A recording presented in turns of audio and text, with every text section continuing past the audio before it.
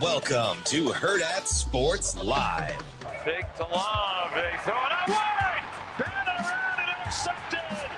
Reuben Bain Jr., the defensive end, wound up with it. Ruckermeyer scrambling around. He's going to try to do it himself. To the corner. Did he get there? He did. Touchdown, Penn State. Settle up for a QB sneak. Rucker, I don't think he got enough of a push. Did Air Force hold the line? The ball comes out. It's still a live play. Scrambling for the end zone. And Air Force, their defense, going to come up huge. And they are dancing in the end zone as Corey Johnson with the heads-up play. Wow. Woodson explodes. Braxton Woodson. Long strides of the M&up. Yes, sir. But to be back at home, I think is going to be amazing. I can't wait for the light show. We're doing the light show? I can't wait for the light show. I can't. We better do it. The first year I was like, stop looking at the light show. And the second year I was like, just look at the light show. It's amazing.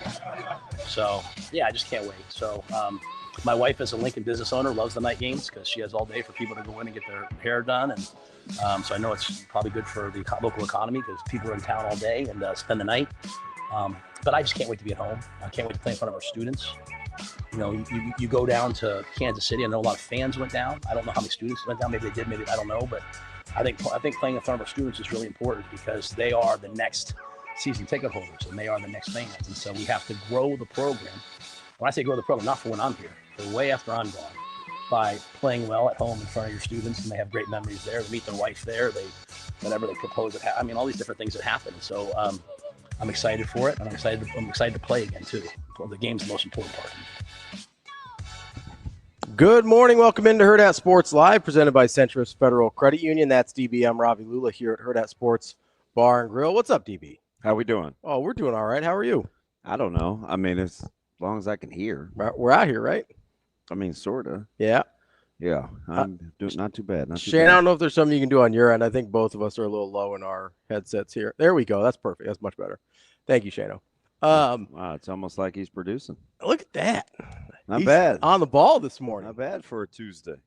Robbie. Oh, out of breath, Brian. He's probably excited for his Cowboys. I think. How about them Cowboys? I think TCU just scored again.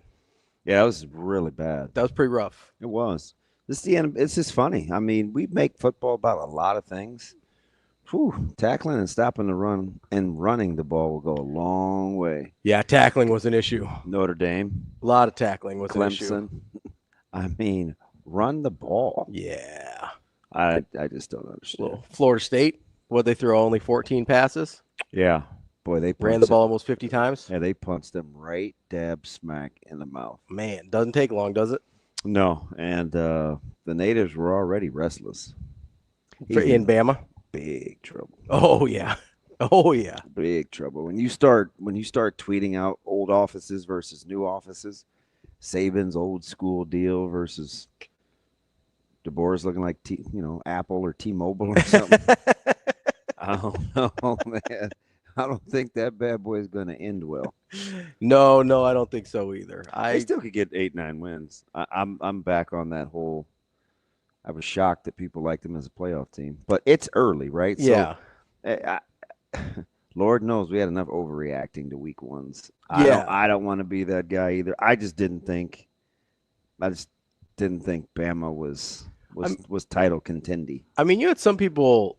So you had some people picking them to win the national title, not just make the playoff. Like I could see a world to make the playoff, but the people that were like, "Oh, Bama's winning a national title," I was like, we watched them a little bit last year, right? A couple of teams that played good games where I'm still clueless, right? But I know I'm clueless a ton, but I don't know what I know about Ohio State.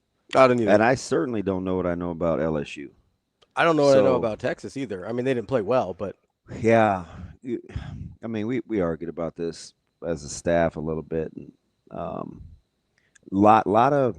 I was not overly impressed with guys catching the football this weekend. A lot of drops. And I felt like Arch wasn't great, but he earned better than the outcome of some of those pass attempts. So I'm not, he was inaccurate on a couple.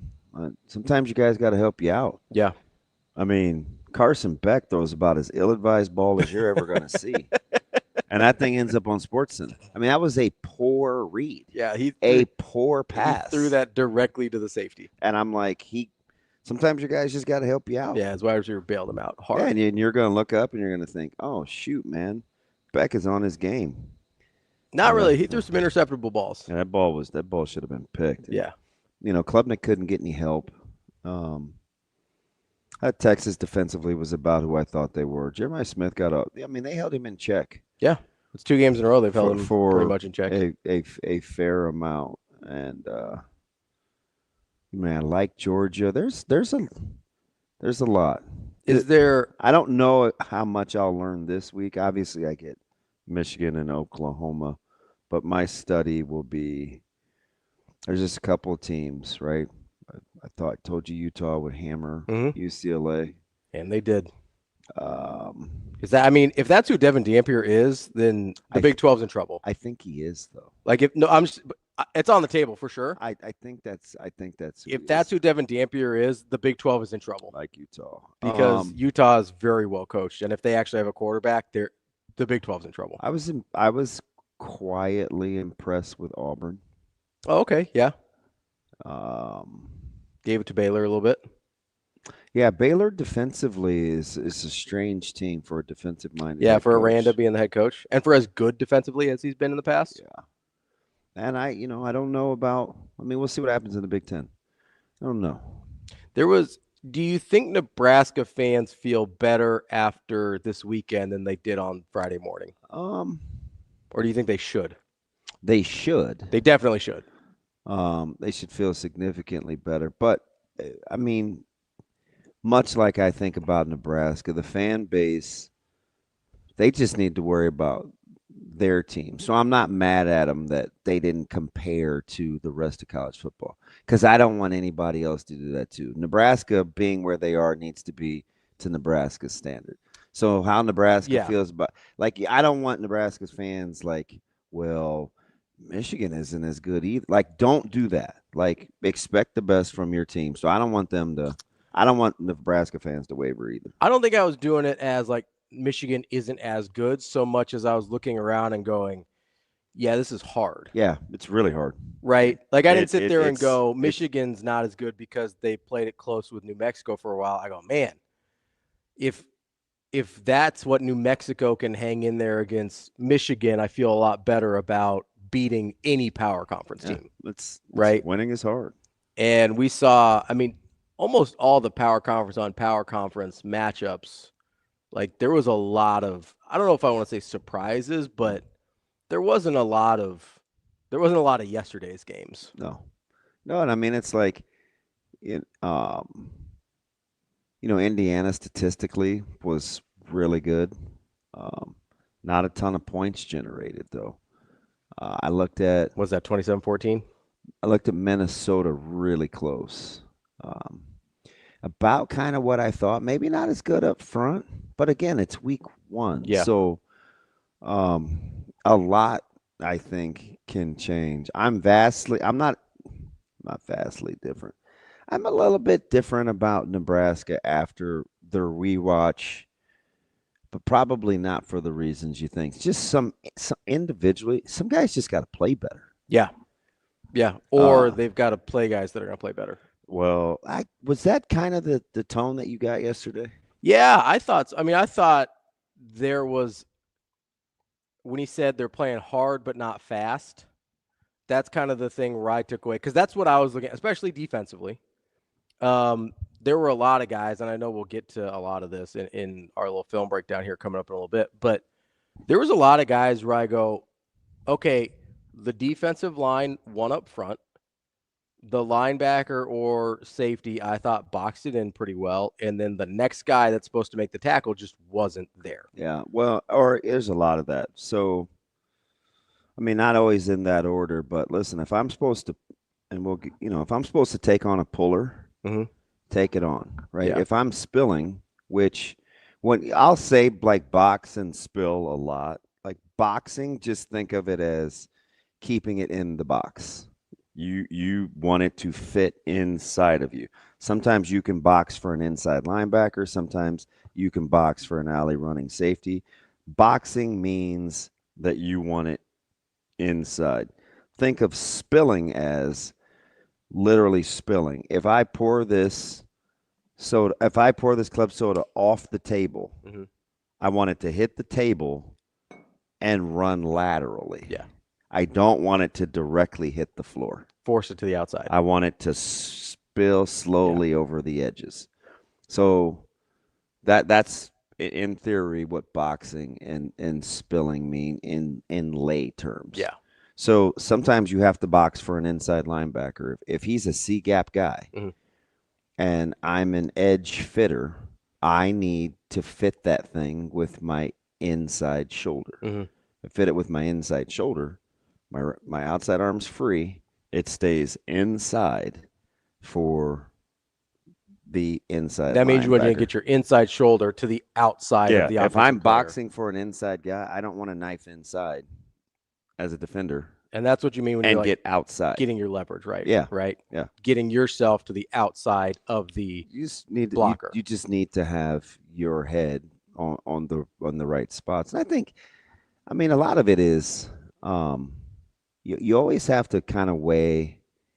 I go back to Coach Butler's his comments at the presser, right? There's a certain way we want to play. We'll see what happens. Maybe I have to call it a certain way, a different way, or maybe I'll have to adjust with what they're doing a different way. So I think you have to give it a little more time in terms of because there were some things they tried on the move and they got caught. So, but they stayed pretty consistent with what they wanted to do. Now they do play a ton of man, and when you play man and you're in condensed sets, you better be sharp. Yeah. Because it's all about matchups. And Cincinnati, with a lot of orbit motion and a lot of tight sets, they put you in some real run conflicts by design. I mean, they had Nebraska's corners in run fits all the time. All the time. Yeah. Right? I mean, we'll take a look at a couple of plays where they went like old school twins, 2 wide receivers to one side, no tight end, a tight end on the backside with no number. That tight end was the number one, and we'll show you where. I mean, you're putting Donovan, you're putting your corner in the run fit. Yeah, like he is your boundary defender. So, I mean, you tip your cap a little bit to Cincinnati. Some of it is not near as bad as we think. Man, we'll say and tweet anything. Yeah. Such and such isn't very good, or I didn't like this. And listen, I'm not asking everybody to be a coach, but if you go there, expect to be treated accordingly. Sure. Right? Yeah. You can't have these sweeping, assessments and be like, well, I never. Well, then don't pawn it off as fact. Yeah. I mean, if you're getting right, kind of like the analysis you know what I game, mean? Yeah. So because I think sometimes we have to understand that we're responsible for people's opinions, and so you need to be cognizant of that. If people hang on your every word, you should feel a responsibility to be somewhat accurate. Yeah. Right. So I don't know. Just a crazy. The weekend was interesting. I look at Oklahoma offensively. There's a ton. I still can't figure out why Notre Dame didn't run the ball. Yeah. Well, it didn't seem like Jeremiah Love was 100%. Yeah. Well, 100% enough to keep jumping in the air. Yeah, he needs to stop doing that. Stop doing that. I was getting Javid Best flashbacks. I was like, bro, you need to chill. That ended that guy's career. Yeah. You need to relax a little bit. I don't think it helped that they were both wearing number 4, but I don't know what he was doing. But I don't think he was 100%. I did like that they went a little QB run game. I thought that was useful. It didn't seem like that was something Miami was necessarily prepared for with and that you're not playing the Carr's strengths, but it was effective enough. You almost got him killed a couple of times. It did. Yeah, absolutely. And I got to give him credit. I thought he was super tough in taking those hits and popping back up and keeping going at it. But yeah, it's a different, I don't know if it's necessarily an offense that Denbrock feels that comfortable with. without the mobile quarterback element to it all. I was really confused why they weren't just pounding the rock. Like, I thought that's who they were going to be. And if that's not who they're going to be, I don't know how I feel about this team, honestly. Yeah, they'll get some stops though. I think Miami is. I was pleasantly surprised by their commitment to the ground and pound run game. For Miami? Yeah, absolutely. It's a little different, Mike. I mean, that was old school Cristobal where he's interested in running the rock. I mean, their strengths are their line, so they better. Yeah. Right? I mean, if you're not running the rock, you're not playing to your strengths, which is we've seen Cristobal do in the past, and I do think it helps maybe as much as I am probably I mean definitely higher on Carson Beck than a lot of people are. I do think if you can protect him a little bit from himself and give him better looks by running the ball. Yeah, he's going to give you that he's going to give you that one or two ill-advised, isn't he? Yeah, he's got or 3 or 4. He's going to toss a couple up there that anybody could come down with. Yeah. Just any old person could come down with. I might catch one of them these days. Hey, Shane, I want to go back to something you were just talking about when you said the defense plays hard but needs to play faster. Shane, play clip 8 real quick from Coach Rule. I think they played hard. I think what John said it really well. I think they played hard. I think we have to play faster. And this part, part of that's key. Now, I say this. I thought we covered really well. I mean, in modern college football, to play a Power 4 team and hold them to 69 yards passing, I don't know how often that happens. So, I don't really know what the narratives are out there. Like, I know that's really hard to do. I think, like your Ciancia, you get no targets, but he's sticky. Like you look at last year and you look at this year, we're way stickier. And I thought 4 was a heck of a player for them. Mm-hmm. I thought he was a really, we knew he was a good player from La Tech, or if I forget which one. I get confused, but we knew from previously he was going to be a good player. He's fast, he's athletic. And so, I thought he was a really good player watching him out there, and I thought Andrew Marshall played really well. I thought Donovan Jones played really well. I thought Keese played really well. We covered well. Guthrie got in the game. He played well. Early in the game, I felt like, we weren't running good angles, which is disappointing because that's all we talk about. And that comes down to trust. It just comes down to trusting yourself, but trusting your teammates. Yep. And sometimes you have to go out and play a game or two and see it and then be like, oh, geez, I have to fix this. So early on, I saw a lot of guys just trying, kind of breaking down a little too early. So we emphasized that again yesterday. They got better as the game went on. We were so dominant in terms of the time of possession that, like, sometimes almost on defense, like, you'd like to get into a little bit of a rhythm. It's like we went 3 and out, and then they knocked the ball out. We scored, and then we had the ball in the second half. They went a long time without playing.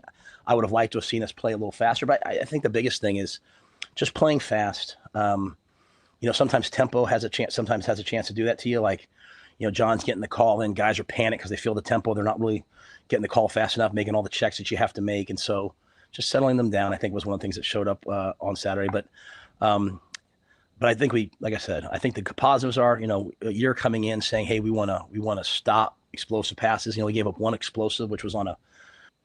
Right. So there's a lot in there. Mm-hmm. Man-to-man, a team that is designed the way that Cincinnati is with how they like to use motion in those condensed sets. It's a lot of confusion. There's a couple times where, is it Parker? Who's 6? They're running back for Cincy. He slipped out in the backfield.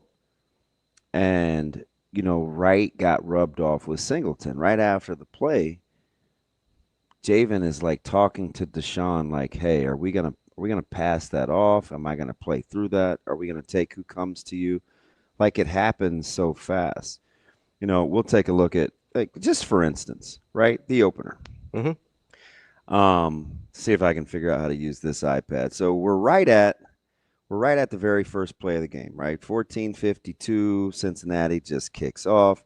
Nebraska gets lined up, right? You hear them talk a lot about, like, a movement explosive front. So right away, I'm just going to let this run just for a second. Nebraska gets lined up. You see Judy make a call, right?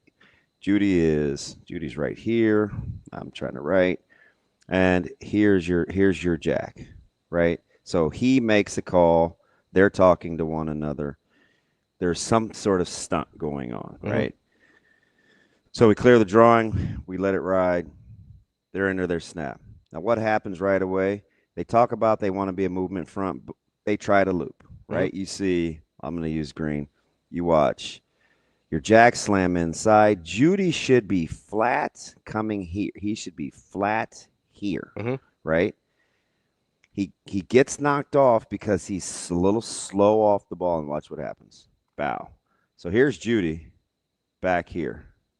What happens is we say things like, oh, man, I didn't really like Watson Trent. Now, Watson Trent missed a ton of practice time. Sure. Okay, so he is still trying to get acclimated.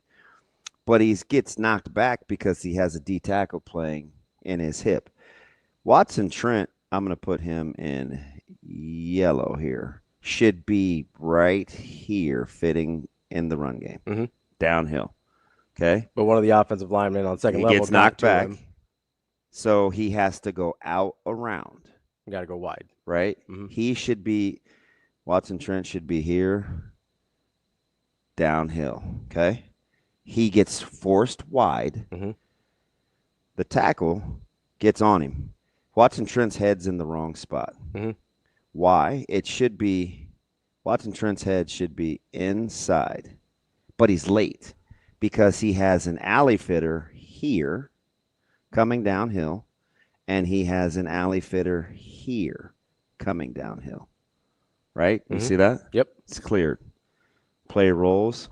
He fits inside. Now, because his head was on the wrong spot here, you give a back a two-way go. 1, 2. That's tough. Yeah. Okay? Because those are those like open field tackles we talk about that are really hard. They're hard. But here's the kicker. I'm going to put this in blue. You still have Judy back here. He's like 10 yards off the line of scrimmage. Not his fault, though. He's in the way. Yeah. But he is in the way. Yeah. You can where Judy is right now, you can correct. Okay? But you're compromised. So you give it back a two-way go. He makes a guy miss. That's 14 yards. Is that scheme or is that the player? Nebraska got caught in a twist. You want to run a little TE stunt, you slam in, you loop Judy, you probably come free, correct? What happens is he gets picked off as I get ready to go to the next play. Yep. He gets picked off, and all of a sudden you're in trouble. So when you say he gets picked off from the very start, he didn't flatten out enough on the twist. He's got to get off on the ball. He's got to get flat. So it's a stunt. He's got to give ground, but your jack slammed inside pretty quick, right? Yeah. He's right now. So Judy's got to get flatter. He's got to be a little quicker. So the offensive lineman that the jack was slamming into was able to also get to Judy. Yeah, he gets off clean because he didn't come around flat enough. So that's a pretty simple fix, it seems like. It's a really easy fix. Right? So if Judy corrects his route on the twist. You either got to play a twitchier guy or Judy's got to be quicker. Yeah. Right? Watson Trent's got to see it a little faster. And as opposed to taking it on 2-3 yards deep, he's got to take that on at the line of scrimmage. Like in the hole. Yeah. But he got forced wide because he had to go around a D lineman, which puts his head on the wrong side of the play, which gives the back a two-way go on a safety coming downhill. It should have been fit better than it was, but then we'll get up and say Cincinnati's tanking the ball at Nebraska. They're really not. That's the opener. That's what we're talking about playing faster and being able to correct it. So a couple things there about that. So yes, if Judy does his stunt in the correct angle and in the correct way, you can't run the stunts if you don't hit them right. Watson Trent probably doesn't get caught up, right? Correct. That being said, with the way it happened, probably need Watson Trent to react a little faster. Sure, but would you like him to be able to recognize he that? He still has to go around the dislodged defensive tackle. Okay.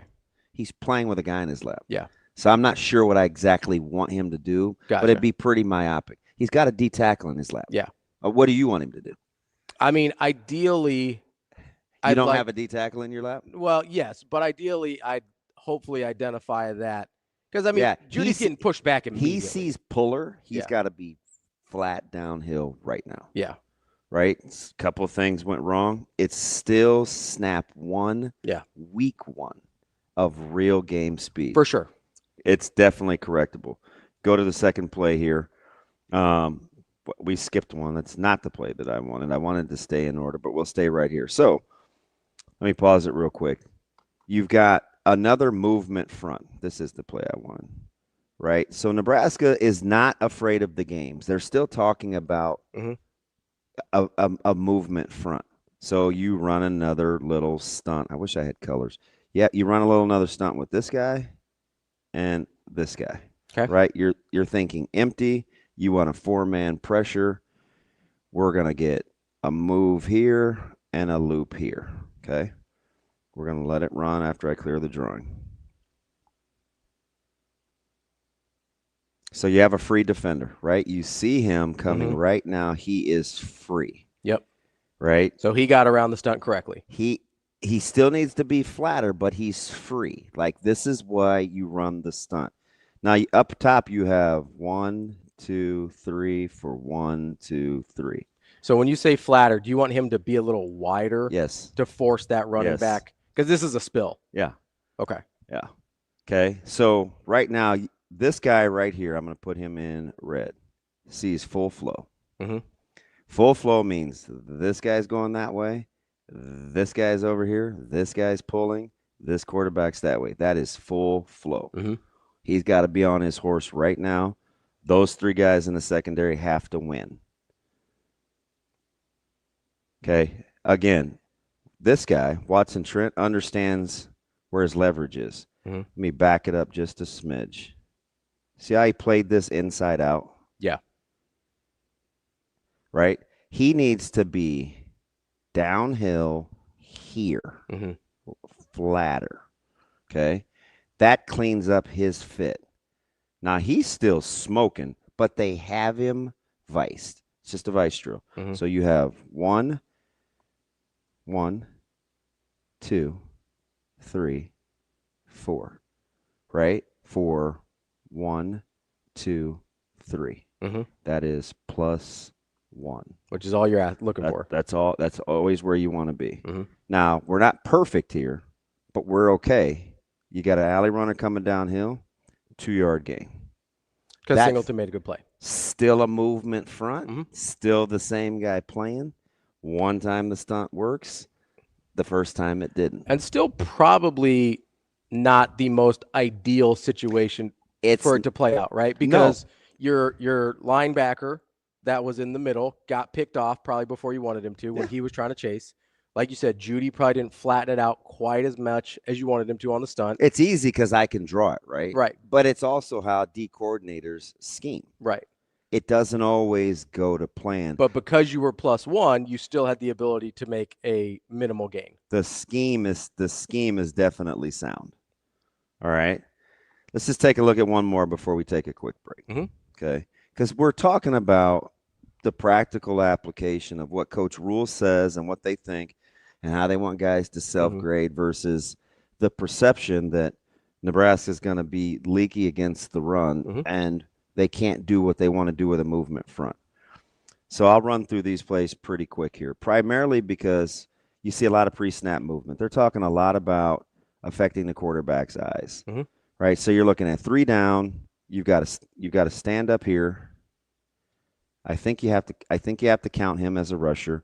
You have man-to-man here.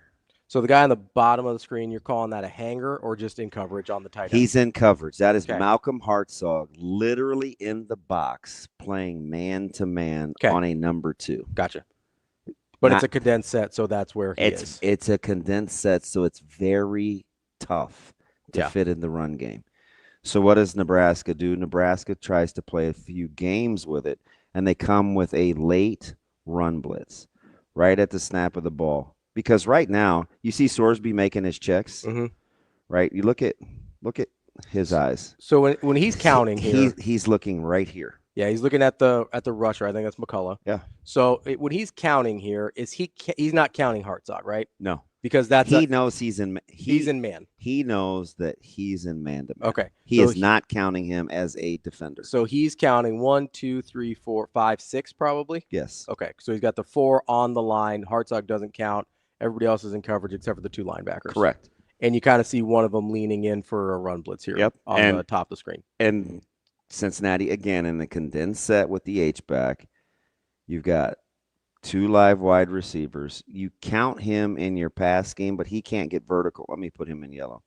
He can't get vertical on you right away. Mm-hmm. So you have a little time. Just because he's playing in the backfield? He doesn't have a clean release. Okay. So Nebraska is trying to affect the eyes. He gets Sorsby. They've got Sorsby looking here. They come late here. Watch what happens. Run fits are all occupied. Mm-hmm. Free runner hitter can play downhill. His head. So McCullough is basically taking away cutback at this point? Okay. Yes. Right? Head's on the right side. So that's, I believe that's Ciancia Davis. He's forcing him back middle. He's spilling for the inside backer. Okay. Excuse me, boxing. Yeah. So basically you've got McCullough on the top and put it in blue. Ciancia Davis on the bottom, boxing him in to where all their run fitters are. There's the box. Right? Okay. There's the box because his head's on the right side. So there, the run blitzer gave you every opportunity to stop fit it the correctly run. in the run. Right. Now watch what happens. Minimal gain. Yes. Right? Let me do one more. Just because this is the game within the game. Mm-hmm. This is the very next play, a very similar look. So that to me, what I noticed when I was rewatching, and I know we can get into more specifics as we kind of go through more, is there were certain guys on the defensive line that did a much better job, whether it's jacks or D linemen, that did a much better job of what we just described than other guys. Yeah, there's a reason that these two guys are up here. This is the new coach rule, and that is Phil Simpson. Yeah. I could have easily done Braden, but so let's take a look at pre-snap. Okay. Very similar box look for Nebraska, but to not the one we just saw. But not a similar look for Cincinnati because they're spread out instead of condensed. They are in spread. This is a true 3-by-1. Okay. So you have 1, 2, 3, 1. Okay. 3-by-1. Okay. So this is 10 personnel. Correct. Okay. So Sorsby's kind of looking at it. He's looking at it. Thinks he's got a bead. What's this looks like? What does this look like? Does this look like what Nebraska just did? Yeah, it looks like you're bringing a run blitzer. Looks like you have a runner hitter approaching the line of scrimmage. Watch Sorsby. He's got his attention. Okay. Right away, he's thinking quick game. Probably. Got to get the ball out quick. I got to get the ball out. It's man to man. Okay. Watch what Nebraska does. Whoop. This guy doesn't rush the passer. He gets to the flats. And the blitzer also does not. And the blitzer already backed out. Bails. Yeah. So Sorsby wants to look. He wants to go there right now. But the jack took that away. Took it away. And then the backer. If you're Sorsby, where are you going right now with the ball? You have a hole throw shot here. I'm sorry. Let me clear that. You have a hole throw here. Yep. But you have a safety sitting over the top. Yep. So he's going to hold that. Yeah. You bought yourself time with the pressure. He's scrambling, and now you can just come hunt. So back up a little bit there, because he's obviously not looking that direction because he thinks the quick game is to the left. He's going to try to bang the speed out. So here's what's interesting. Look at the bottom of the screen in Donovan Jones, right? Yep. So he starts immediately because he knows what defense Nebraska's in, and he jams at the line. You're talking about Donovan Jones, bottom of the screen. Yeah. So watch his hands. He jams him immediately to basically make sure that there's no quick game to the bottom of the screen. Yeah. And to the 1-by, he knows he's got help. So he's got help over top as well. Yeah. Okay. So he can afford to be aggressive. So he's taking away quick game. You got the help over the top. So it's, again, same thing, a hole throw as it is on the other side. And Nebraska is +1 in the run fit. Yeah. It's typically always what you're after. So he wasn't going to check to a run there because Nebraska's +1. Correct. He thought there were blitzers coming plus the jack, so he thought he had quick game. And Cincinnati, if you take a look, work this way. They're using two for 1 because they felt like that was going to be their coverage protection. Yeah, and over here on the bottom side where he ends up scrambling out to. Which singled up that menace right there. I would say that you basically end up having like 1 for 2 or maybe 2 for 3 because they didn't think they were going that way. Correct. Okay. Right. So you want to affect the quarterback's eyes pre-snap. Dumps it off, and then it's even if he catches it, you've got 1, 2, 3, 4, 5 guys right there. Then Nebraska gets a chance to come running. Yeah. Let's take a break.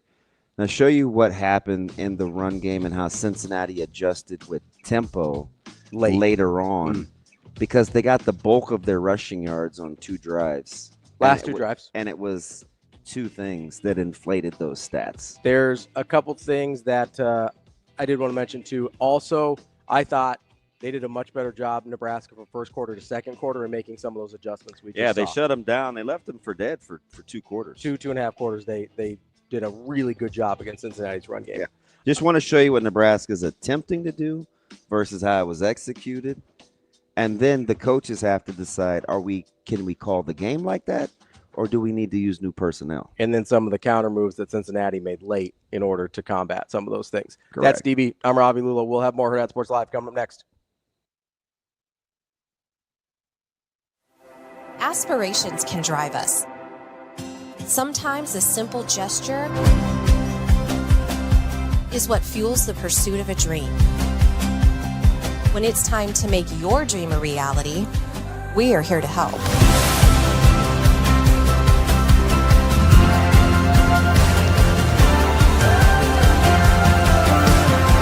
Centris Federal Credit Union. We are where you are.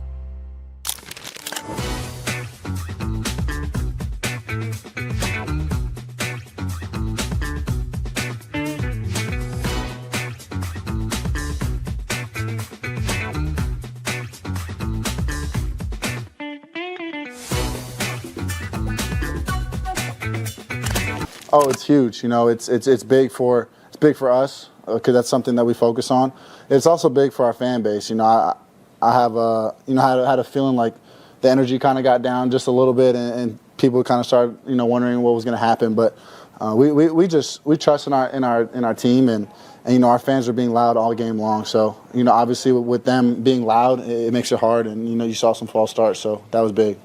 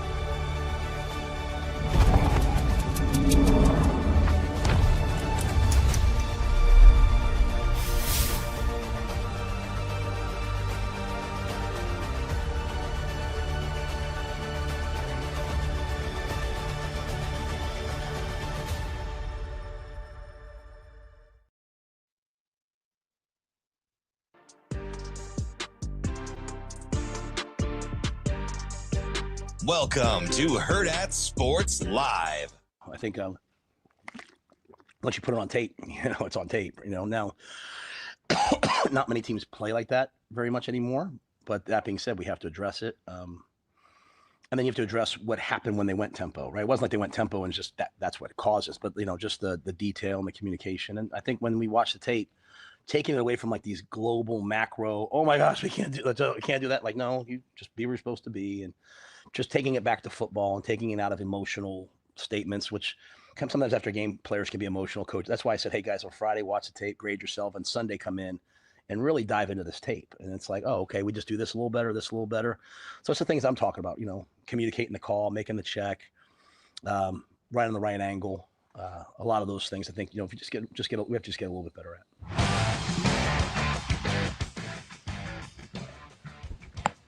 Welcome back, Hurrdat Sports Live. That's DBM Ravi Lulla here at Hurrdat Sports Bar and Grill. Don't forget, if you're on the road this morning, make sure you've got those eyes up hand that phone down. You can catch up on our film study later once you get to work because, you got some time when you go to the bathroom or something. Catch up on us there, but not while you're driving. Make sure you're focused. This message from the NDOT Highway Safety Office, except for the bathroom part. That was me. DB. I'm telling you. No. So I didn't hear this. Okay, so a couple things. I didn't hear that yesterday. Yeah. So I wondered, Lance, LB, he sent me a message and he was like, man, you were spot on with your analysis on Friday.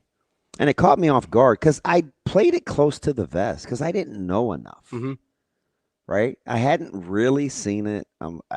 I just tried to think about it like, okay, what did I see real time? Mm-hmm. Am I in the moment? Do I need to go back and watch it? But there were a couple things. I'm like, hey, listen, maybe we substituted too much. I felt like they fit better in the run game than the results yielded. There was a lot of that, right? But to hear Coach Rule go back and say, I know what Lance is talking about yesterday because we said almost the exact same thing, mm-hmm. where you just have to pull back for a second and say, is this scheme or is this personnel? Mm-hmm. The scheme, I think, is going to be fine. Now, you do have to adjust. This is my opinion. Mm-hmm. You do have to adjust with like some of your man stuff versus zone and passing it off. Now, he did say something interesting. They may not play a ton of teams like this. That do both outside zone, QB run game. No, not that. As Okay. much as condensed sets, a ton of orbit motion. Mm-hmm. It's almost gimmicky. Yeah. But when you play man, you have to be disciplined. People wanted, what did we hear for all weekend? We want Nebraska to play faster. We want to play faster. Coach Rule said, I want Nebraska to play faster. Mm-hmm. You have to see this more. Like, this is their first time in Javen Wright's been there 7 years. Mm-hmm. That was his fourth start. Yeah. That was his fourth start for a 7-year guy. He needs those reps. This is Deshaun Singleton's second year as a full-time starter. Okay? So I don't say that to make excuses. I'm telling you, like, game reps. Watson, Trent, and Shavers missed too much practice time the last 2 weeks to just roll out there and be immediately crisp. Mm-hmm. It takes some time to get into the flow of the game. Now, whatever they do with like personnel, I think that's an ongoing thing. That's why they get paid, right? Yeah. It's like we got to evaluate who's playing. But for like the wholesale panicking, like I'm just not rocking with. Yeah, I don't think I think it's overblown. Now we'll see. I said this against Northern Iowa, and Nebraska still had a hard time tackling. a lot of the things against Northern Iowa kept creeping. But it wasn't we can't stop. It wasn't the end didn't justify the means, but there were some telltale signs. Sure. Okay. So I want to be very cognizant to not throw the baby out with the bathwater. But so correct me if I'm crazy and based on what you saw. There's no question. I mean about this specifically. Yeah. I didn't think the tackling was that bad. I thought some of the fits. Do you were understand what I'm telling you guys when I say that? I keep talking to Rico. Rico, are you part of the show? Or should Rico be a part? He can't talk. I mean, there's a mic over here. But I feel like he should be part of the show. Tackling is about. Did one of the coaches said this? Was it Rule that said it's about trust? Or maybe I'm thinking I've been talking to Foreman so long. I'm a better tackler when I trust my teammates. Yeah. Right. So I know if I'm an inside out player and my guy's is in the correct position, like I'm free to be me. If I'm guessing or you're playing peekaboo or you're supposed to be a box guy and I can see this thing getting ready to get spilled and I'm a little hesitant, like those things matter. Like if you can trust the guys in front of you are supposed to be in the right spots, tackling becomes much easier. Yeah. You ask Caleb right now. Hit him up. Say, Caleb, why were you such a good tackler as a sophomore going from corner to safety? He's going to say, guys, because I played behind Jack Wimmer. Jack Wimmer played outside linebacker for us. He was so good with his technique and being where he needed to be. He was ridiculous. Mhm. He made it so, and I'm not taking anything away from Caleb, but he made it so easy to fit in the run game. People are like, oh man, he's coming out of the half making tackles for 1 yard gains. I'm like, yeah, his outside linebacker is clearing the way because he knows where to be, and because he trusts him, he can play fast. If Watson Trent, and this isn't an indictment on the guy, because I was sick of hearing that. Well, this guy didn't play well, and this guy didn't play well. Guys, it's little things. And I'm not absolving anybody of responsibility that they don't have to play better, but when you miss that much time and you're playing against a Power 4 opponent, people don't want to hear that, but that's the reality of it. You need some time to get acclimated to what was going on. Javen Wright, I'll show you a play here. He gets a true run read. He's got number 2, and he gets in a pass drop. Like the 2-second drop is the difference between, it's little. Yeah. I'll show you. Let's see it. We'll pull up. I'm going to back this up just a smidge as we continue a little film study. So I kept saying that I feel like Nebraska's fitting in the run game better than the results yield. This is just a quickie. So right at the point of attack, has Nebraska recreated the line of scrimmage?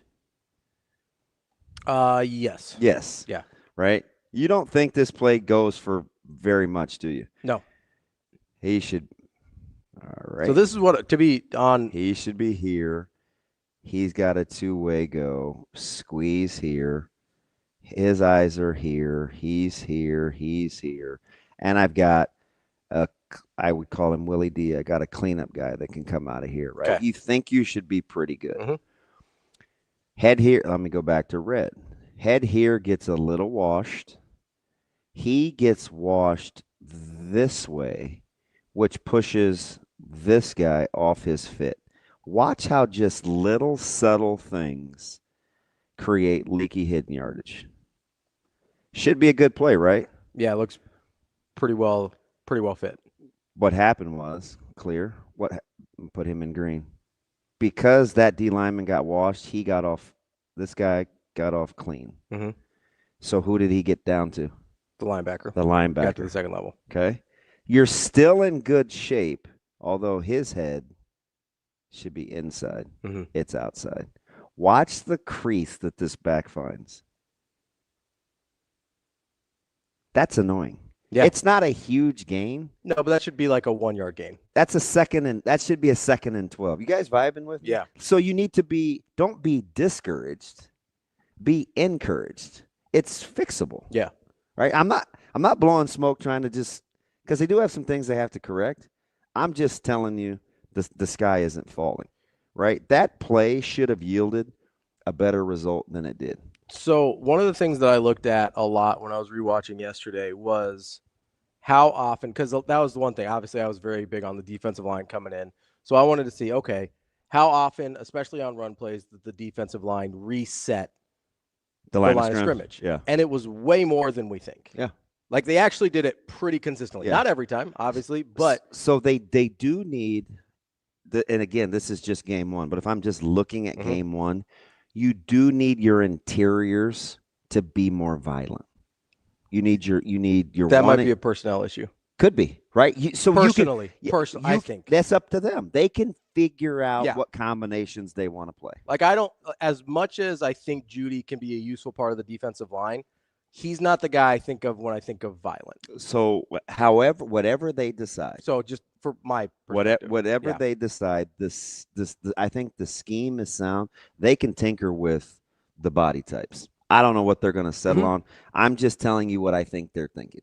Yeah, right? for sure. If I want violent, I'm going Judy, or I'm going Keona Davis, I'm going Jalen George, and Riley Van Poppel. If I want violence on the inside, personally, and you have some options there with some leaner guys.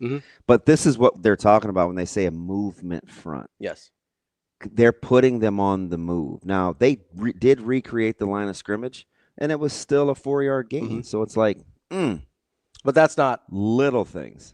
So it is on the D line a little bit. Some of them got washed out a little bit, right? Even though they did a good job resetting the line of scrimmage. But that's one where it's like, hey, a D-line coach is going to say, hey, listen, we got good penetration. Get back vertical. right? Get back vertical. What if you want to? You can't get pushed horizontally. No, yeah, because you want to keep your shoulders square. I don't care what position you play on defense. The longer you keep your shoulders parallel to the line of scrimmage, the better off you are. So let me ask you a question here about pick a guy. Let me ask you a question here about kind of resetting the line of scrimmage. If you're in what you think is a rundown, right? Are you better off staying neutral at the line of scrimmage, but staying shoulder squared to the line of scrimmage, or are you depends better? on how you want to play. You're describing two gap versus one gap. Okay. Two gap occupies and lets second level run and fit. One gap, see ball, get ball, can make plays. Now they both have their advantages. What's Nebraska doing? Nebraska's one gapping. Okay. So Nebraska is trying to penetrate and be disruptive. So you want your D lineman to make plays there. Yeah. So in that their D line is free to make plays. So in that case, if Judy's getting washed a little bit, as long as he's still getting penetration, that's not the worst thing in the world. Well, or is it? You certainly can't get washed. Okay. Like being gap sound is being gap sound. Okay. But again, those guys, the staff can decide and critique the personnel. I'm just talking what they want the desired outcome to be. They want the desired outcome to be gap you out, play fast, tackles for losses. So I guess that's how they want to play. I guess my question is, even in a one gap where you want your defensive lineman to penetrate and make plays, if you're Judy and you're going, hey, Why do you keep using Judy? Because that's the guy who just was on that one. Okay. That's just the So you're talking D line? Yes. Okay. Just the most recent example we looked at. Okay. If you're on that one and you go, hey, if the only way I can get upfield, because I think this happened a lot, not just to Judy, but also on pass rushes to some other guys, like happened to Winari a couple times and some of the Jacks, is if you're sitting there and you go, hey, the only way I can get upfield is if I give up gap integrity. You have to keep gap integrity, right? Yes, you got to play through too. So you have because that was my question. You have there's lots of little nuances and whatever. You have to play through too. Okay. I tell our guys we're going to play a team that plays a lot of two tights, right? Wings. They're D gap guys. You have to play through to your fit. You cannot go around. Okay. Like they're in your way. I understand that. Yeah. You have to play through too. You can't go inside, can't go outside. So gap integrity first. Yeah. And then try and make. You always want to be gap sound. Okay. You always want to be gap sound. So that was my question. So all right, let me go to the next play here, because they're in what we call, it's a twins formation, right? Two receivers to the right. You have an inline tight end to the left. Okay. As you're looking at it. So it's a two-back set. So it's really just 21 personnel. Two backs. Inline tight end. Inline tight end. Okay. Okay. Now, you see Nebraska already has now got a corner in the fit. He is here playing man-to-man on the tight end. Yep. Okay. Let's keep that in mind. It's a schematics thing. Can Nebraska work around it? Sure. Cincinnati's not dumb either, though. So you're in a 2-by up top. You have a right tackle. Watch. All right, I should have sped that up just a smidge. All right, making their calls. 2-back, 2-back, 2-back. Right? Here's your hanger. Okay. You've got another second level guy. You have man-to-man here from D. Jones, and you have your second level guy. Okay. You feel pretty good, right? Yeah, because we're talking 7 here. Yeah, but they have 1, 2, 3, 4, 5, 6, 7. Right? Yes. Well, no, they have 8, don't they? You'll get there. Okay. Okay. You're no longer +1. You're mono getting based, right? Okay. Watch what happens. Okay. This guy right here that you're man-to-man on, free to come off. Yep. Okay. You get the down block here.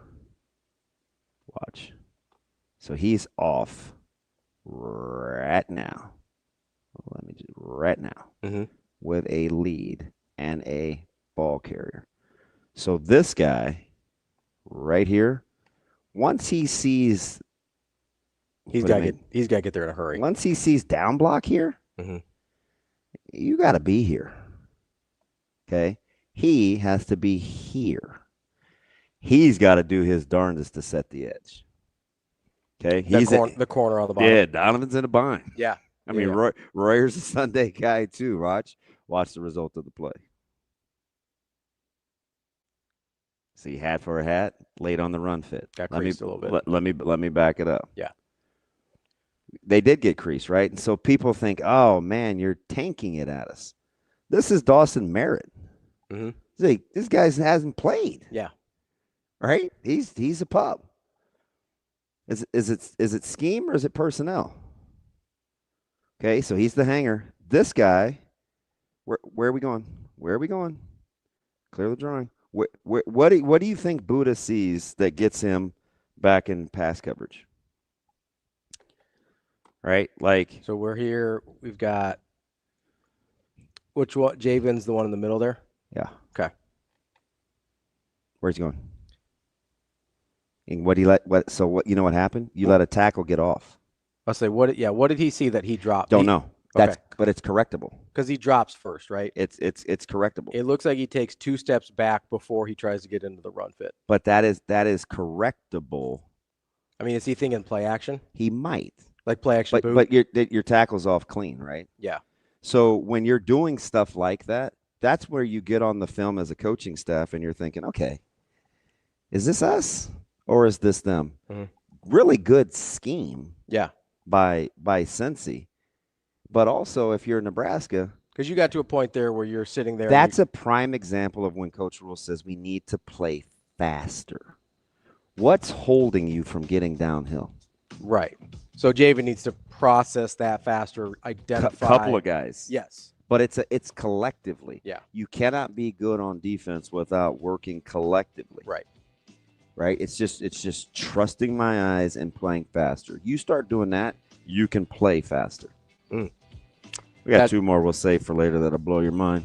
Coming up next, we're going to talk to Brett Ciancia. We're going to get we had a lot going on in national college football yesterday. We'll talk to Brett from Pick 6 Previews. Coming up next here on Hurrdat Sports Live.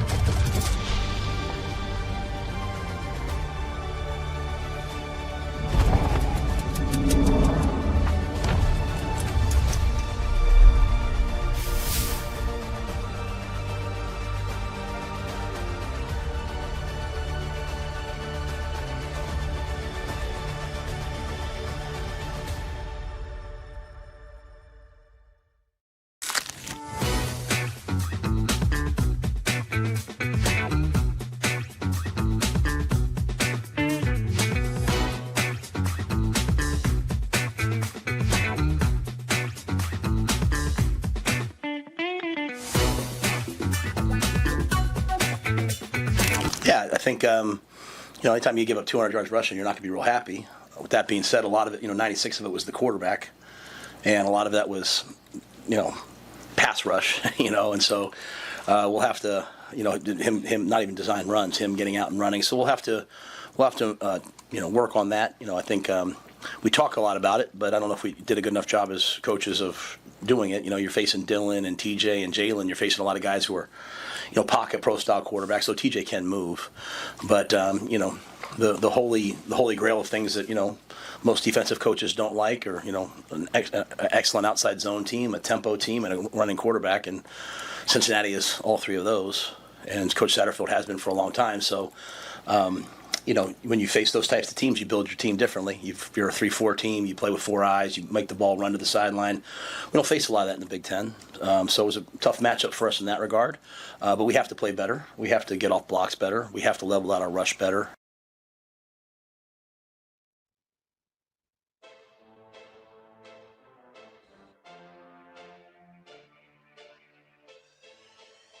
Welcome to Hurrdat Sports Live.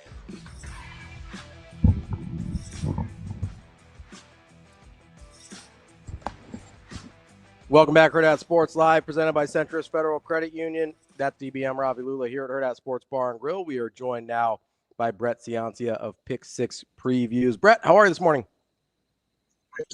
Thanks for having me on. I hope you enjoyed that 5-day stretch of college football. We're officially back. I can't wait to break it down with you guys. Oh, shoot. It is so hard not to overreact. I want to start with a couple of just simple things here. Generally speaking, especially with the 4 top 10 matchups, were you surprised at the lack of willingness or willingness to run the football, where it seems like just that basic, simple element of playing football was so elusive in some of these big-time matchups?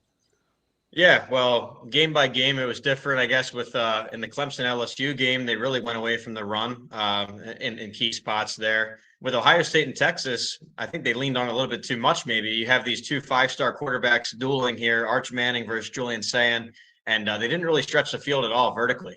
With all the hype with Arch Manning coming in, I thought they'd take a lot more vertical shots, and they just didn't. So they really kept it close to the vest in that one.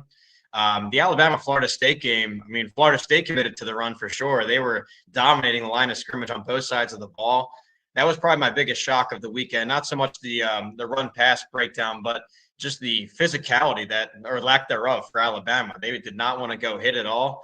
And they were catching players instead of sending, delivering the hits themselves. So just did not look like the Alabama that we're used to the last 10, 20 years. So that was the biggest shock to me, was Alabama not looking like a playoff team. You got to downgrade them big time after what we saw Saturday. Brett, I thought that was super interesting because obviously I'm a huge Gus Malzahn fan, just full disclosure, always have been for no particular reason, except for I just kind of love the way all the window dressing and the creative ways he finds to get into these run plays and make your life a living nightmare, even when he doesn't necessarily have a great throwing quarterback. But I was, like you said, kind of stunned by the fact that Florida State looked like they were just manhandling Alabama. And I couldn't tell, I mean, having watched a lot of Florida State last year where that didn't happen ever, basically, I couldn't tell how much of that was just a mentality standpoint, how much of it was Florida State just got that much better over the offseason. How much credit do you give to Florida State versus blame you put on Alabama? Well, there's a lot going on with this game. I think first with Florida State, they're one of these programs that relies heavily on the transfer portal. So it's almost like a transfer lottery every season. I mean, they hit big time in 2023. They missed big time last year at key spots, and they end up going 2-10. This year, it looks like they hit again, especially on the lines of scrimmage. Like I said, they brought in starters from other Power 4 programs. These are proven guys, all conference caliber guys. So I think they got some proven linemen coming in. That was one. The coordinator hires were huge. You touched on Gus Malzahn, Tony White on defense, another guy you guys are familiar with. He helped turn around the Blackshirts last year, Syracuse before that. I think they had 2 great coordinators come to Tallahassee. And then just the mindset shift. I think that they were just attacking, rushing smash mouth football right up the gut, going right at this Alabama defense, this vaunted front 7, which everybody, including me, thought that it'd be one of the best in the country. I mean, you're looking at mock NFL draft picks all over the Alabama roster. They didn't show up at all. I think they had 1 tackle for loss, and it was in the 4th quarter. Just did not look like the Alabama we're used to. So I think mostly credit Florida State. And then I'm starting to question what's going on in Tuscaloosa, because that just did not look like the Alabama that we all signed up for. So I know it's one game. You don't want to overreact too much, but stuff like that isn't really an overreaction. I mean, we watched the team play for 60 minutes. They just didn't have the look or the physicality or the energy of the old Alabama team. So that's my reaction so far. More surprised that only 17 handoffs between Price and Love, or the fact that of Clemson's 19 rushes, 8 of them were Klubnik, and 6 of those were scrambles. Yeah, I mean, they had a 5-star back, Gideon Davidson. I thought they'd get more involved. I know in the offseason they were getting their receivers involved in the run game with Adam Randall.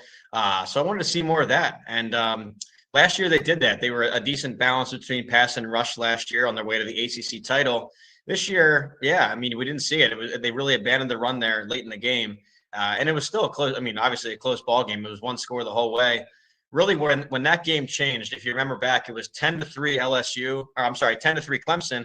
Clemson was throwing towards the end zone. They had this long completion, which they went under review. I thought they were going to give them a touchdown. They actually called it incomplete. Then they missed the field goal. Then all the momentum goes towards LSU. It was touchdown, and LSU then pulls away. So that missed by an inch or two would have been a touchdown, would have made it 17-3 the other way. That changed the game, and Clemson couldn't get out of the rut after that. But, yeah, I'm shocked by the play calling as well. I think others have noted that too with the lack of a run game late in the game. So, Brett, with the three big matchups, the Texas, Ohio State, LSU, Clemson, Miami, and Notre Dame, all of those ended up being one-possession games. Do you think the results of those games were indicative of who you thought played better, or do you think the margins could have been a little bit more, or the actual results gone the other way on some of those? Well, yeah, I think with these three games, they were all almost coin flip games. The Ohio State-Texas game, you're an inch away. It was a goal line stand by Ohio State again. That right there is a 7-point swing. You got a tie game. There's just so many little plays in these games that could have made the difference or forced them into overtime. Notre Dame, Miami, same deal. That was a tie game in the last minute. LSU Clemson, we just touched on the incomplete pass that would have been a touchdown, flip it the other way, 7 points. So, yeah, from these three games, and here's the thing, we're in this 12-team playoff era where in the old days, these are almost elimination games. I mean, in the BCS or before that, even in a 4-team playoff, these games might have been season defining, and you're talking about these three teams are almost eliminated. Now, I don't view them any different. The three losers of these games, I'm keeping them all in my top 10 this week in my poll. And I think they're all going to end up in that bracket. It hasn't changed my opinion on any three of them. In fact, I might have actually increased my perspective on Notre Dame. I think that C.J. Carr really shined late in that game. He grew up in the second half, and they started to trust him more, open up the offense more. So even with the loss in this new playoff era, I don't see them as an elimination for any three of those. The difference being Bama they might have some bigger problems over in that game. But the three top 10 matchups, I think they all held serve, and they're all top 10 teams to me. It's interesting. I felt like who did you feel like you left the game knowing more about to make any proclamations? LSU in a win or Texas in the loss? I felt we learned more about LSU. I think that coming in, we had a couple questions, mostly about the defense, because last year that struggled. That was their weakness. They had hired Blake Baker, the highest paid coordinator in college football history in 2024. You were looking for that second-year boost here in 2025. They also signed the #1 transfer class in America. A lot of that was packing the defense with veteran players. So that was the big question. How's this defense going to look? Is it going to be an asset, a liability? Much less, it looks like a top 10 unit right now. They looked incredible. So I think I left a lot higher on LSU. We knew the offense would be fine. It was just a matter of how's this defense going to look? And they really impressed me. So I look at LSU now as a top 5 team. I know not to overreact, but going into Death Valley, a huge matchup. I like what we saw there. With Texas, I'm still a little bit unchanged. I think they shied away from the vertical pass game a little bit. And you got to credit Ohio State's defense and Matt Patricia as well. They're one of the best defenses in America. So I haven't really changed too much about Texas yet. I want to see them against some of these average teams and see them start to light up the scoreboard. Everyone else had the luxury of padding the stats against FCS and non-AQ. So you got to credit them for playing Ohio State. But, I leave more impressed with LSU than anything. Brett, I know that I don't think we had talked about Bill Belichick when we first spoke to you here and the whole North Carolina thing, but I guess what do you just make of what happened last night, which just after the opening drive just looked complete disaster for North Carolina? Yeah, well, I think everybody forgot that there was an actual opponent. Nobody talked about TCU the whole summer. I was really hyping them up. I had them in my top 25 in the preview magazine there. They certainly looked at last night. I had them as the one of the best bets for the win totals this year at 6.5. I loved it all season, all summer. I was talking about them. One of the keys was this first game. You got to get that toss-up game in Chapel Hill, and they went out and shined. I mean, this offense, Josh Hoover at the helm, these great receivers, it all clicked. But you're right. I mean, if you sat down and watched just the first drive and turned it off, you think, wow, UNC, they went right down the field. It was like 10 yards of play, quick touchdown. All the light blue fireworks are going off. It looked like a dream come true for Carolina. But then they settled in and really it fell apart. So I don't know. I think it's going to take more than 1 year really to see the real effect here in UNC. 70 new players. I mean, as you saw during the game, they're still figuring out their depth chart. They're figuring out their quarterback. Other spots are up for grabs. So I think it's going to take some time to really settle in. I'm more excited to see his first transfer haul and his first full-time recruiting class come 2026. That'll be a real indicator of not just his recruiting chops, but all the NIL investment that they've gotten, and really see how this program is going to go long-term. But this year, a total mystery, and probably like a 6-6, 7-5 type team. So we've got to go to Lubbock. They've got to go to West Virginia. They got Arizona State at home. You've got the Holy War. I like Utah a ton. We talked about them last week with you. They go out and they hammer Utah. Dampier looks to be on the uptick. Should I change the way that I feel about Utah to the good, even though I liked them? No, after what I've seen from Baylor, Kansas State, even Kansas, for that matter, that schedule looks awful manageable now. Absolutely. I think this is your biggest upgrade team of the week. You can argue LSU, probably Florida State, but outside of the two headliners, I think Utah really shifted the Big 12 landscape here. And I don't think it's an overreaction because they just lined up and overpowered a Power 4 opponent with UCLA. They ran right at them. I think they rolled up like 400 rushing yards. They outgained UCLA by 200, 300 yards. It was so dominant there in the late window. But it all came together. This is what you had hoped if you were a Utah fan. You wanted to see Devin Dampier, the new quarterback. You want to see Jason Beck, his new offense. It clicked and then some. So I think, Kansas State has been disappointing so far. Even Arizona State, I know it's one game and it's FCS opponent, but they weren't able to really pull away from Northern Arizona. That's a little bit of a concern. It was a 30-point spread, and I think it got close at the end. So if I had to really do a projection right now after one game, I think Utah's your Big 12 champion. So that shifts the whole playoff outlook right there. So yeah, they're my biggest upgrade of the week, along with Florida State, based on preseason versus where we are here 1 weekend. But I'm very impressed with Utah so far. Brett, you mentioned the Arizona State, Northern Arizona game. There were a few kind of teams that we thought highly of or thought had some potential, whether it's Indiana against Old Dominion, A&M versus UTSA. You mentioned Kansas State and North Dakota as well, Michigan and New Mexico, that you had these power conference teams, these highly ranked teams that really didn't seem to get it going against what should have been inferior opponents.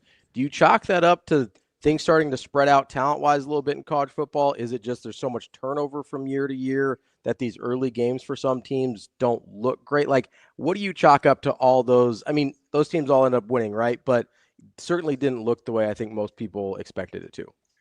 Yeah, and I think it's case by case. I don't know. I don't want to put too much emphasis on the FCS game. I think in two of those examples, you're looking at Michigan and Arizona State. They both have pretty big matchups coming up next week. I mean, they have some of the headliner games of week 2. I don't know if they were keeping it vanilla. I haven't reviewed their full games yet. Maybe they were keeping it close to the vest. But even then, you still want to see them overpower an FCS team. But Michigan's got Oklahoma in the college game day game this week. And then Arizona State is traveling down to Starkville to play Mississippi State. So I don't know if they were playing it a little vanilla there.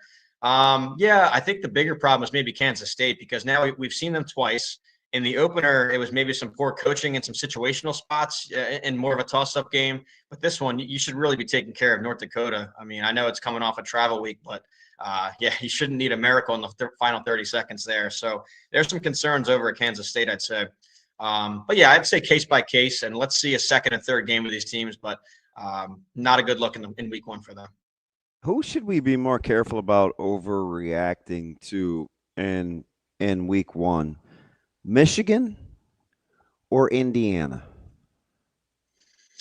Ooh, that's a tough one here. I think Indiana, we need to give another benefit of the doubt. I know that right away when you see the helmet logo, you see the name, you think back to the last 100 years of college football. You think of them as being one of the teams at the bottom of the Big Ten. But last year was so dominant statistically, a top 10 team per my numbers.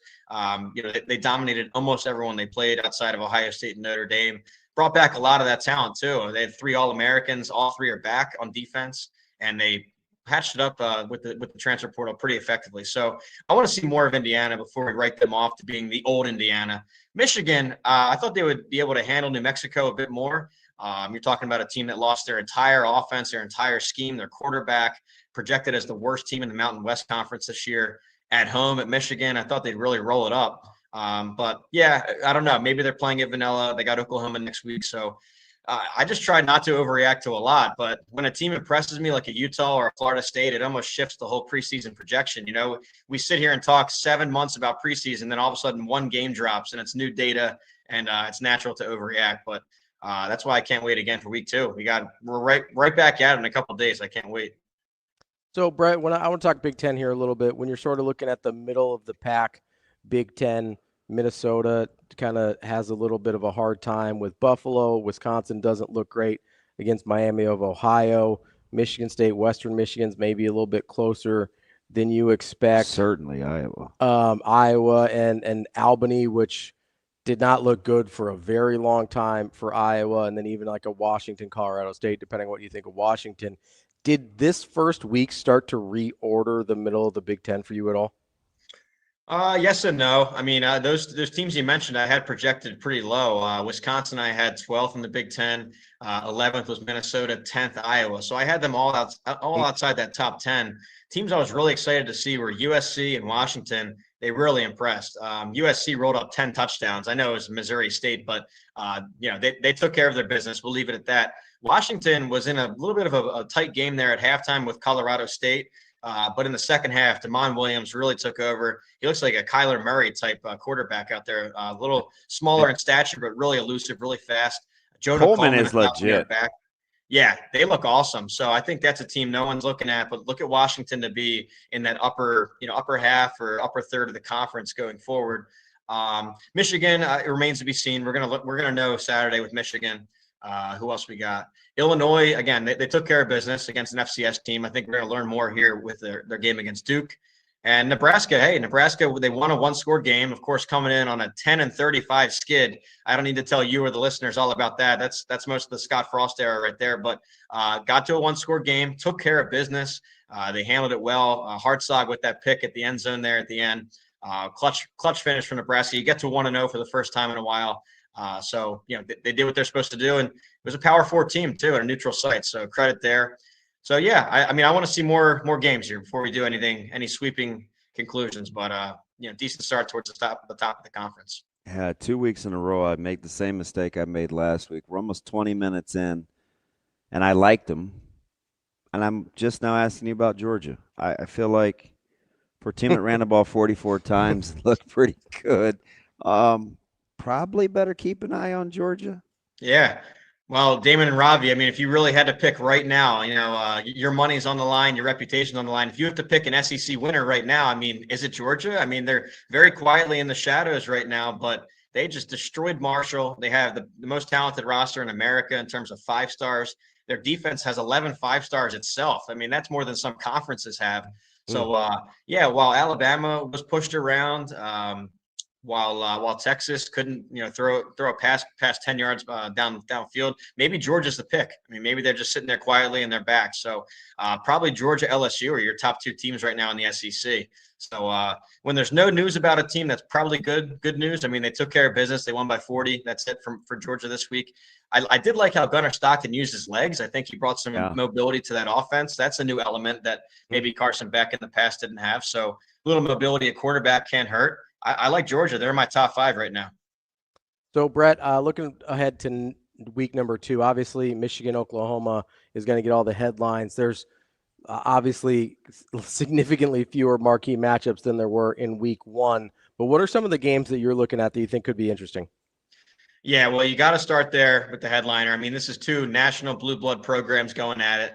And I like that it's getting the college game day treatment. You got a new quarterback with John Mateer at Oklahoma, new quarterback at Michigan with Bryce Underwood. I'm excited Saturday at noon for Baylor SMU, and this might go off the radar a little bit, but these are 2 teams that I included over in Pick 6 Plus as my win totals of the season. I had Baylor going over, I had SMU going under. A little bit of a Texas rivalry here. That's going to go a long way for the Pick 6 Plus subscribers. But Illinois Duke, I think we're going to learn a lot about Illinois there. The Cy-Hawk matchup with Iowa State, great defense every year. That might be your 10-9 game of the week, a 1-score game and low-scoring game. The headliner is Oklahoma, Michigan there. But I like Kansas, Missouri, too, an old rival, an old Big 12 rivalry. So that's what I'm looking at for this week. Just scrolling down the menu here real quick. Arizona State versus Mississippi State. We touched on that. And then my alma mater, Boston College, playing Michigan State. So we have a decent amount of Power 4 games this week. I can't wait to kick it off again. I wish we had them spread out again like last week, 5 nights of football, but we're getting back to the normal Saturday slate, which is great. It seemed like it seemed like Baylor offensively deserved a better outcome than Robertson was kind of spinning a little bit. Well, he threw for over 400, I think, and it was like between that and Indiana, it just seems like for as offensively good as those teams were, it felt like it should have generated more points. Yeah, Baylor came up small in the red zone a bit. There were a couple of drives that came up empty. But more concerning for Baylor is they could not defend the run at all. Auburn was just lining up and powering the ball, and then their quarterback Jackson Arnold on keepers and design runs. I mean, third and medium, it was automatic they were going to get it for Auburn with Jackson Arnold. So I'm concerned about their defense there, but I still like them for the season. I think the number was 7.5 wins. I think they're going to contend for a Big 12 title up there, along with Arizona State and Texas Tech and Utah. They're in that pack. So we're going to learn a lot about both. I'm not sold on SMU this year. I think that they're going to take a big step back. We're going to learn a lot Saturday. That's our guy, Brett Ciancia, Pick 6 Previews. Make sure you check him out. Brett, appreciate the time as always. Thanks, guys. Thanks for having me. Thanks, Brett. It's Brett Ciancia from Pick 6 Previews. Let's take a quick break here, and we can I know there's a couple more plays that we want to get to on film study for Nebraska here, and we can get to those. We're also going to talk little Oklahoma, Michigan coming up on the show at 8:45.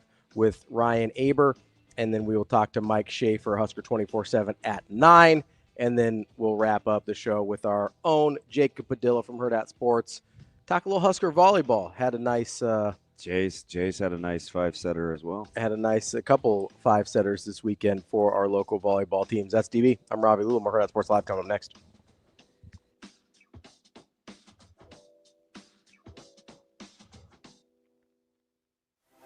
Aspirations can drive us. Sometimes a simple gesture is what fuels the pursuit of a dream. When it's time to make your dream a reality, we are here to help.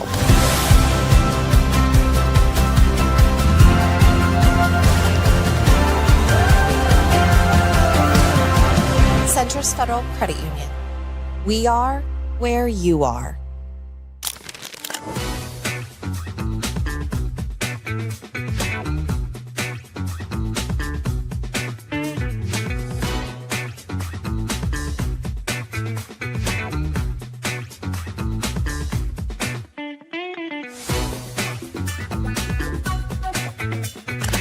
Oh, it's huge. You know, it's big for us because that's something that we focus on.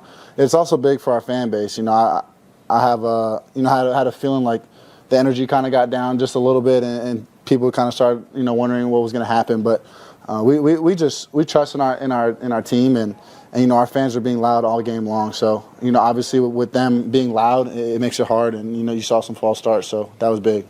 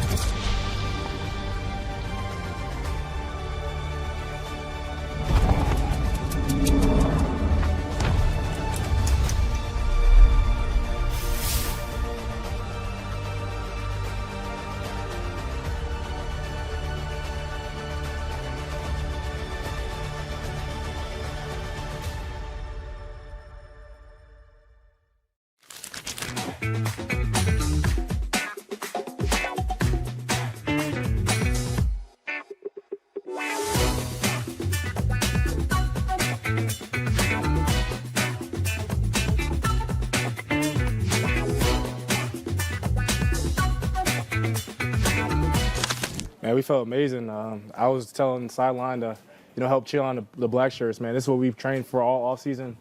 All the adversity we went through, man, the mat drills, the winter workouts, everything we've been through.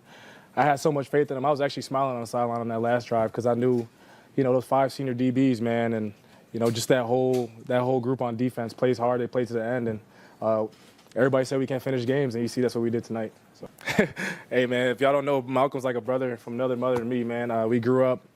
We got here at the same time, freshman year. I told him on that last drive, I said, go make a play, man. It's your moment to go make a play, and he's just doing what he, was trained to do. He makes big plays in practice, and that's what he did tonight.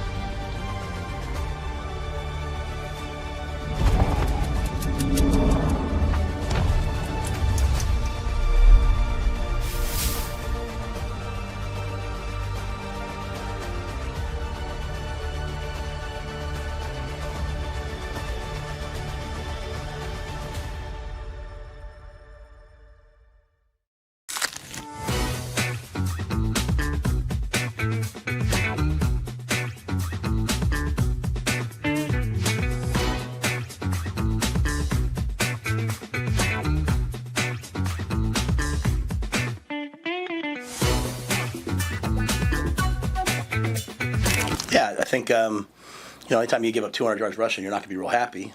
With that being said, a lot of it, 96 of it was the quarterback, and a lot of that was, pass rush, and so we'll have to, him not even design runs, him getting out and running. So we'll have to work on that. I think we talk a lot about it, but I don't know if we did a good enough job as coaches of doing it. You're facing Dylan.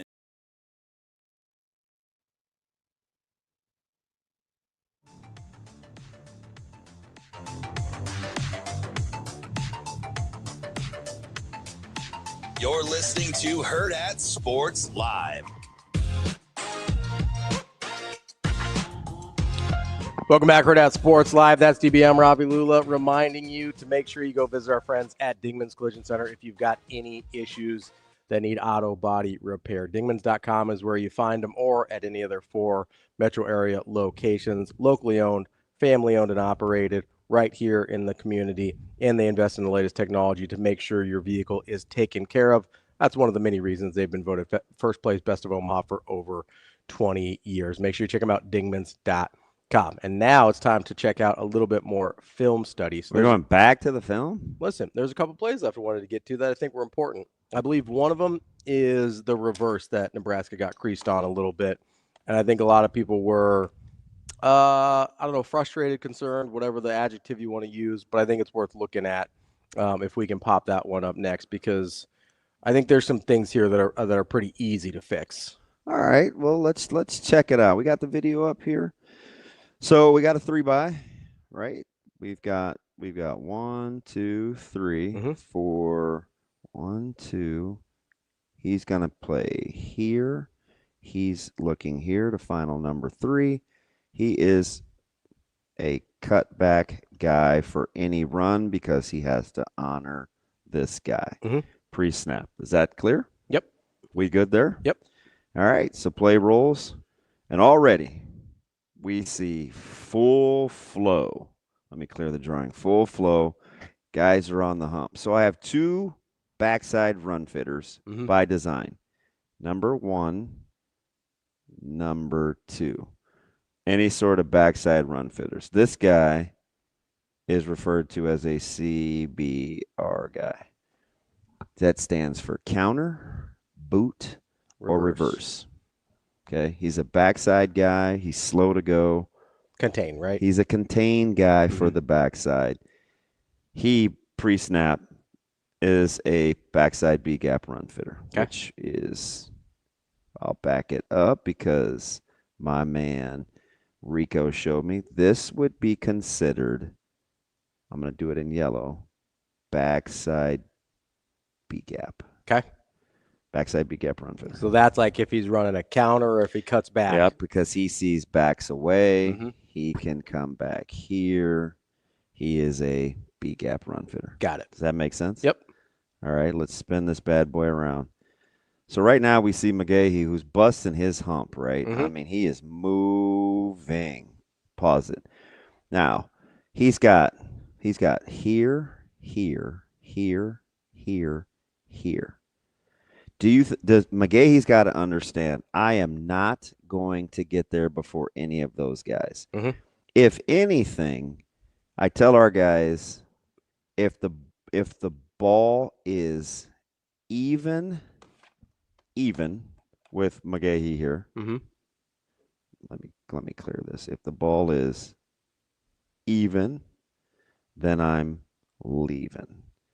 So he tries to get the angle. That's the angle that he has to take. He's not going to do anything flat here. But we're not even close to even. No, I mean he's aggressive. He's wanting to make a play. He's like, shoot, these guys are tempoing us. I'm panicking a little. He gets kind of set. Reverse comes back the other way. So I've got my overcommitted backside guy, my overcommitted backside guy. I now have a free guy who should have to occupy where McGahee would have been, which should be slow playing CBR here. And my backside run fitter should have kind of been shuffle. He just got sucked into the flow, right? Yeah. And just because he's got to think to himself, whatever your rules are, if plays away, I shouldn't cross opposite A. Shouldn't cross the opposite A gap. No. Okay. Right? Just chill. Because you're not going to make that play before they do anyway. Right. Clear drawing. That's a trust thing, though, right? It's an absolute trust thing. So you have a free blocker who should have been occupied by McGahee for a run fitter, and now everybody else is coming with the cavalry, right? Big gain, one of their 4 double-digit gains. But again, when Coach Rule talks about tempo and getting sped up, this was part of the drive. And then I'll show you what happens when misery loves company. Because on the very next play, McGahee's probably talking to his teammates. He's like, shoot, man, I know better. I gotta be disciplined. So what does Cincinnati do? They're in a condensed set. I would call this 21 personnel because there's 1, 2, there's really 3 backs. I count him as my second back, tight end. Okay. Make sense? Yep. So what happens is they kept hitting Nebraska with counter. You see pullers. He's going to, let me put this in clear. Let's go yellow. You're going to get a puller here. He's got to take this on, and he's got to spill it. When I say spill, do I want it to hit in here or out here? If you're spilling, you want it to go out. I want it to go out, correct? Watch what happens. We roll the tape. You get a little motion. Watch him come back to it. So they didn't get a puller, but they get a couple lead blockers. And he, in essence, let me clear this. Can I clear this? Let me get rid of that. He, in essence, acts like a puller. He's the kicker. So it's puller, kicker.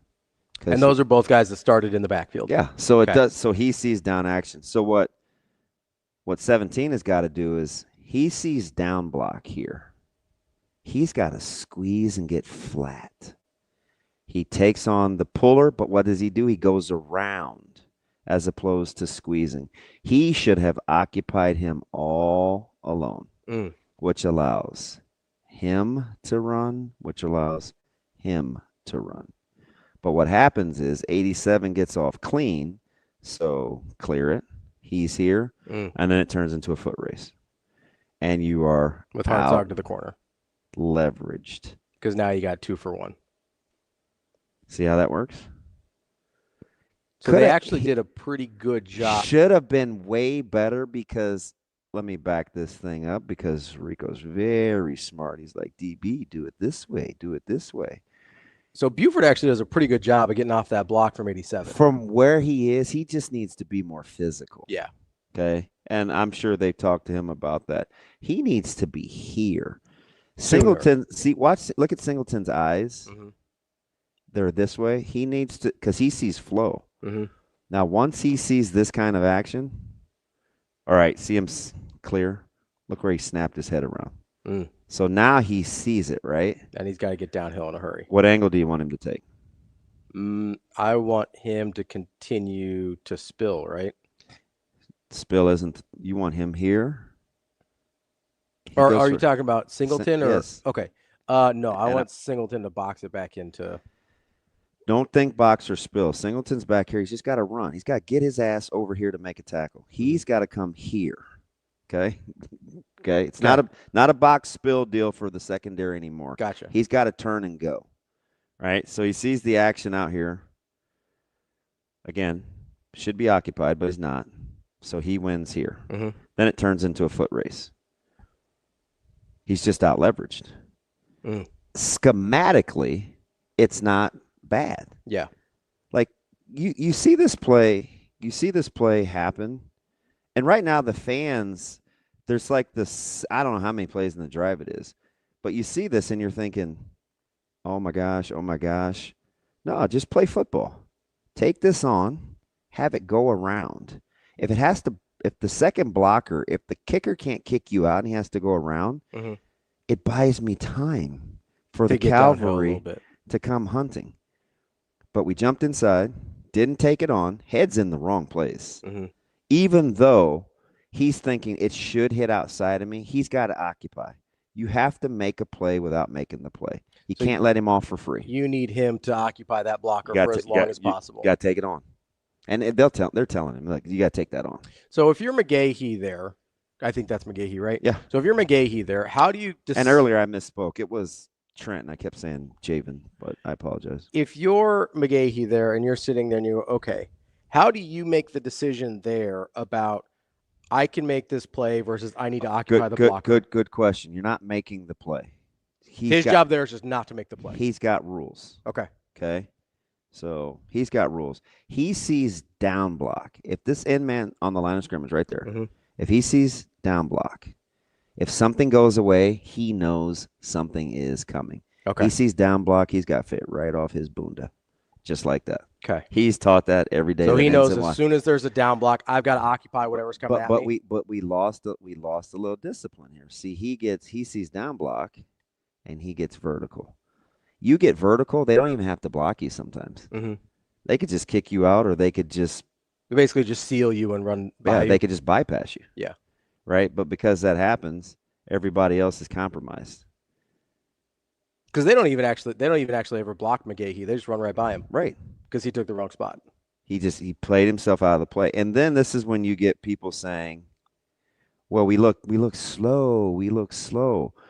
You look slow because, number one, you're a little slow to recognize, but you can't turn and sprint here, right? You see it. Mm-hmm. You're expecting him to take this on. Mm-hmm. You're expecting him to be here. So, of course, these 1, 2, 3 have to fit off of here. Off McGahee there. Right? Mm-hmm. It's not McGahee. McGahee's here, babe. Oh, which one were you pointing to that they have to fit off here? Of? Okay, sorry. Yeah. Okay. So they got to fit off of the linebacker. Right. And then see, Singleton is faster than that. People will get mad at him and they'll say, oh, he's not running. But first of all, he's got to occupy front side. Now, I don't love his angle, but he's certainly not slow intentionally. He looks slow there because his fit is unclear. So he looks like he's kind of meandering a little bit. You know what I mean? Because my issue with Singleton hasn't been physical. It's been I think he looks you think he's undecisive. You think he's slow to fire. Yeah, which if we're looking at this, that's not entirely on him. No. Because but we sure will be mad though, because right? McGahee and the linebacker didn't fit correctly. His fit became less clear. Yeah.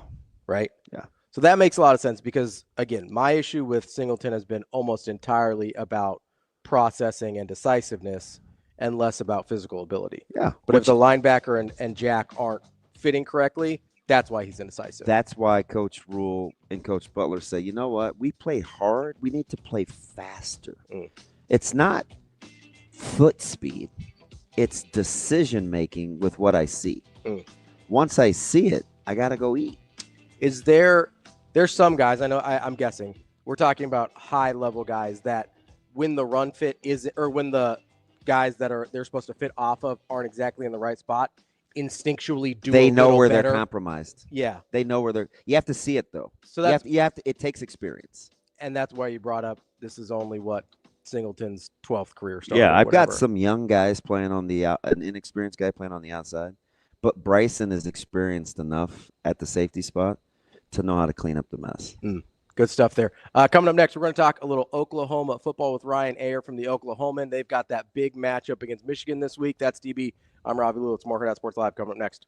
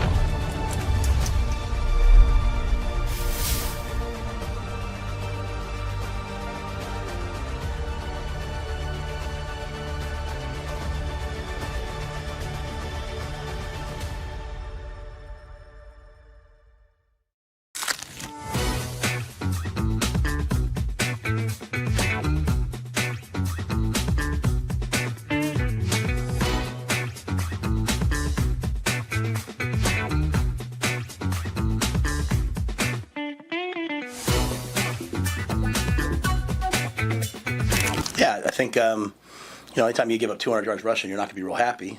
With that being said, a lot of it, 96 of it was the quarterback, and a lot of that was, pass rush, and so we'll have to, him not even design runs, him getting out and running. So we'll have to work on that. I think we talk a lot about it, but I don't know if we did a good enough job as coaches of doing it. You're facing Dylan and TJ and Jalen. You're facing a lot of guys who are, pocket pro style quarterbacks. So TJ can move, but the holy grail of things that most defensive coaches don't like, or an excellent outside zone team, a tempo team, and a running quarterback. And Cincinnati is all three of those, and Coach Satterfield has been for a long time. So. When you face those types of teams, you build your team differently. If you're a 3-4 team, you play with four eyes, you make the ball run to the sideline. We don't face a lot of that in the Big Ten. So it was a tough matchup for us in that regard. But we have to play better. We have to get off blocks better. We have to level out our rush better.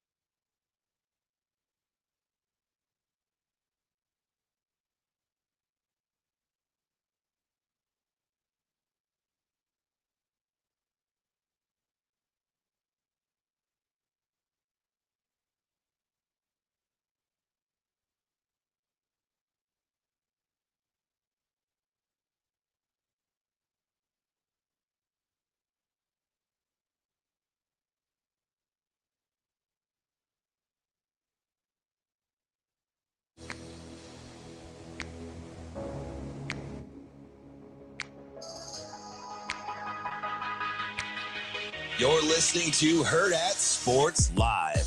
Second down and 8. And a shot to Kanik across midfield. Breaks the tackle at the 40, at the 30, and he's finally brought down. Mateer gonna pass. Looks across the middle, slings it. Dion's got it to the 10. He's into the end zone. Dion Burks, Pater. Touchdown, Sooners.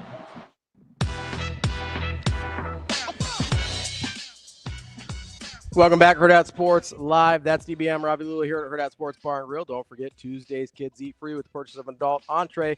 We are joined now by Ryan Aber from the Oklahoman to talk a little bit of Oklahoma Sooners. They've got the big matchup with Michigan coming up this week. Ryan, how are you this morning?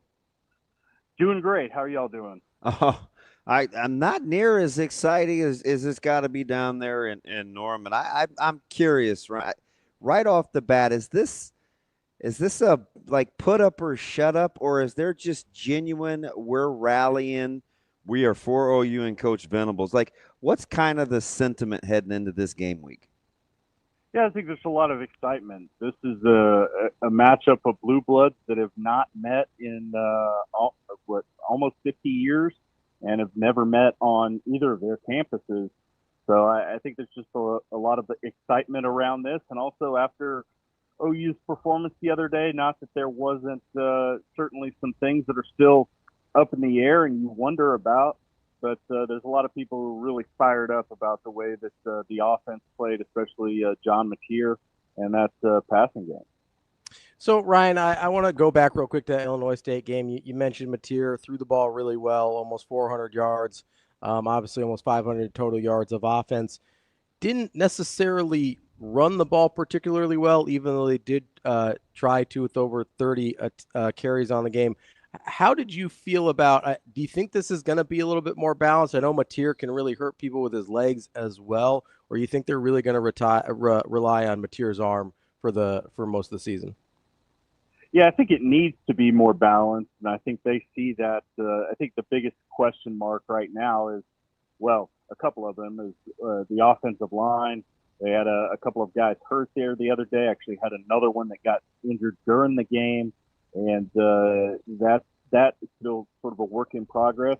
And then the running backs, I guess the positive sign for Oklahoma was Torrey Blaylock, the freshman running back. Yeah, but they still are going to lean heavily on Jaden Knott, the Cal transfer, who only got one carry in that game, but hearing Brent Venables talk that he's going to be much more involved here moving forward. He was just working his way back from injury, so we'll see how he's able to come back, because they're going to need that running game to be much, much better than it was on Saturday if they're going to be successful not only this Saturday but throughout the season. So when you're kind of looking at I get it. You look at I don't know, I can't remember, right around 100 yards but it was over 30 carries. Are you thinking more commitment or efficiency when you're evaluating what needs to happen against Michigan? Yeah, I think it's got to be more efficiency. Okay.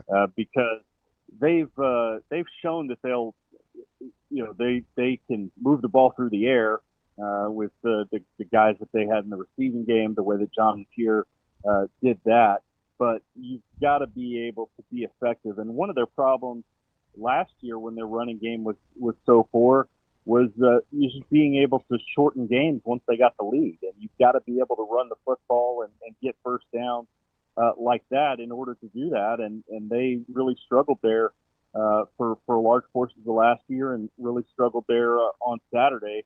They had to go, still were throwing the ball late in the game against an FCS opponent, which, as good as John Mateer was, that's not something that you want to do. You want to be able to grind the ball on the ground. So I think they've got to be much more efficient on the ground. I think that they were disappointed in Javante Barnes with their starter, who just had 7 carries for 9 yards in that game. So certainly very inefficient there, and just need to get more out of that. But I think that'll come with the offensive line settling in, and also with Jaden Knott getting back to full health, because I think everybody expects him to still be their number one running back this year.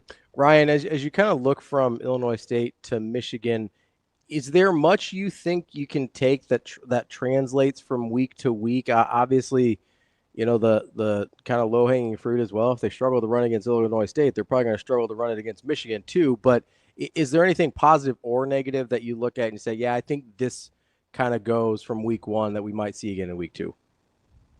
Yeah, I think there are some little things. You know, obviously John Mateer and his success. Not that you expect them to throw for 400 yards against Michigan, but just the fact that they were so much better through the air than they were at any point last season. I mean, heck, John Mateer had the most OU passing yards in a season opener period, which is saying something because Baker Mayfield had almost reached that mark a couple of years ago, or a few years ago, against Akron, and just a really positive sign for an offense that didn't show much life at all last year.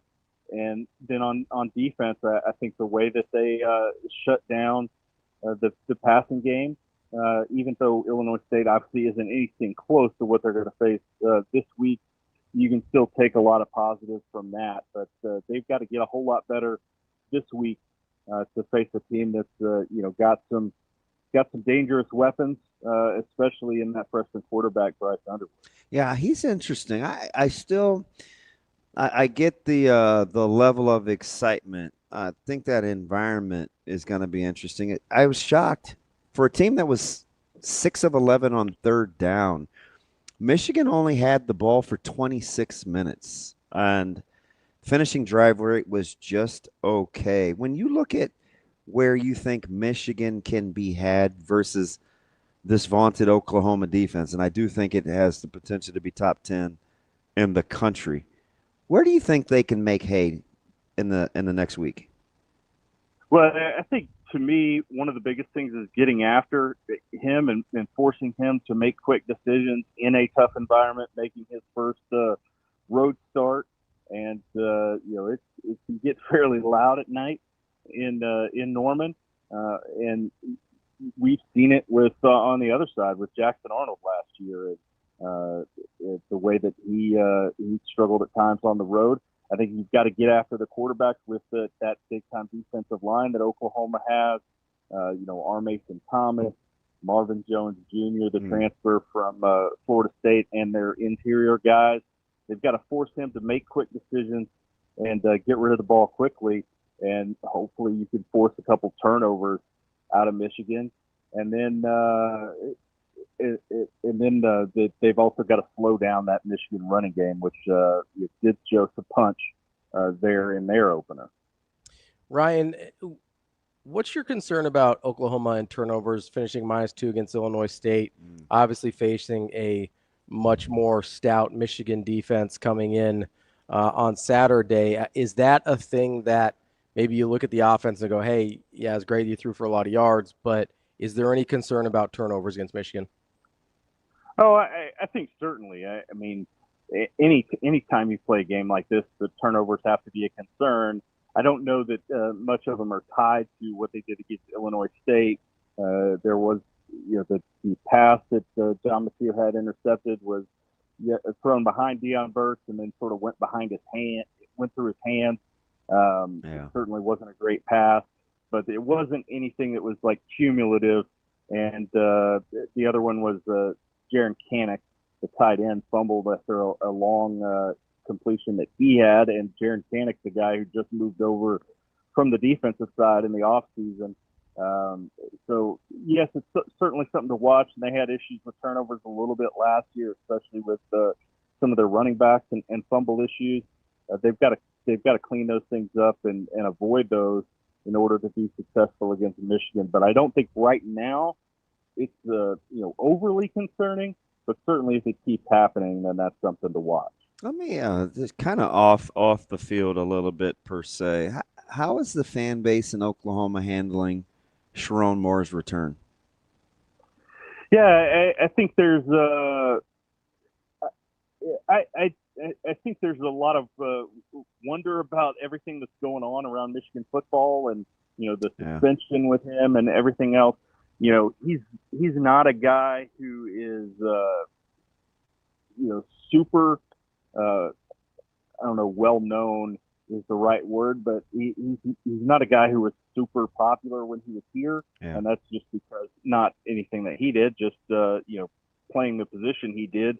You don't get that kind of acclaim, And I think there's a lot of people who wondered if OU could get him here a couple of years ago. And he was a guy who got brought up a little bit, but I think still most people are still buy into Brent Venables and what he's done. I think maybe if Michigan would have been great last year and continued that momentum from the national championship, that there would be a little bit more, I don't know, outrage is the right word, but consternation about how OU is performing versus what Sharon Moore has done at Michigan. But I think right now people, even though they want Brent Venables to perform better, certainly, that he's still got most of the fan base behind him, even with 2 losing seasons in 3 years.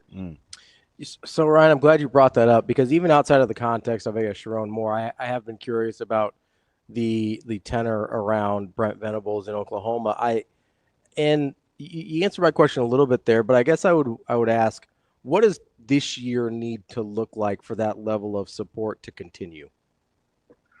Yeah, I think there's got to be improvement, and I don't think it has to be drastic improvement. You don't have to win 10 games or, go to the playoff or anything like that, but it's got to be, especially with their schedule, what it is, and the fact that it's more difficult than even last year's was, and that last year's was, one of the most difficult in the country.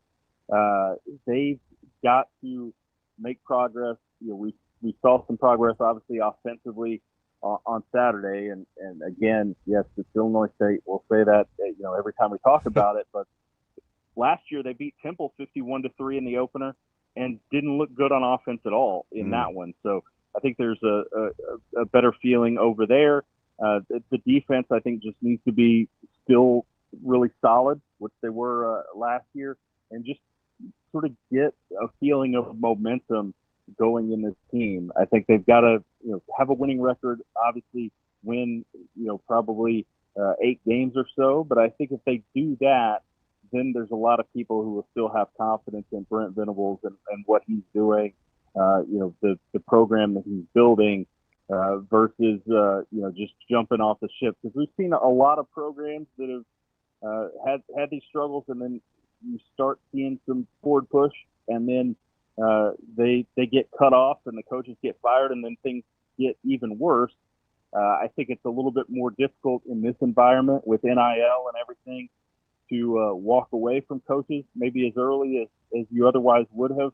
But Brent Venables, for what he's done off the field, has at least bought himself some time there.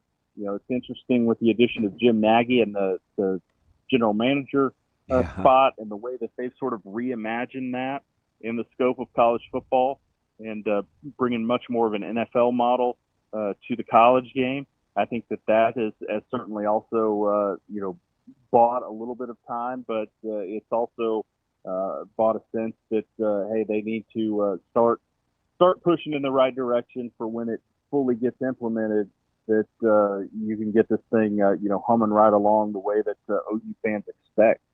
Ryan, along those lines, I'll get you out on this one. Last one from me. When you're talking about kind of the level of acceptance and the direction of college football was moving, considering how much time Venables had spent with Sweeney, and we know Sweeney's reluctance, and Castiglione's retirement. Is this evolution with this, how it's going to be ran administratively? Is that a shot in the arm? Is it a jolt for Venables? Is it a fresh outlook?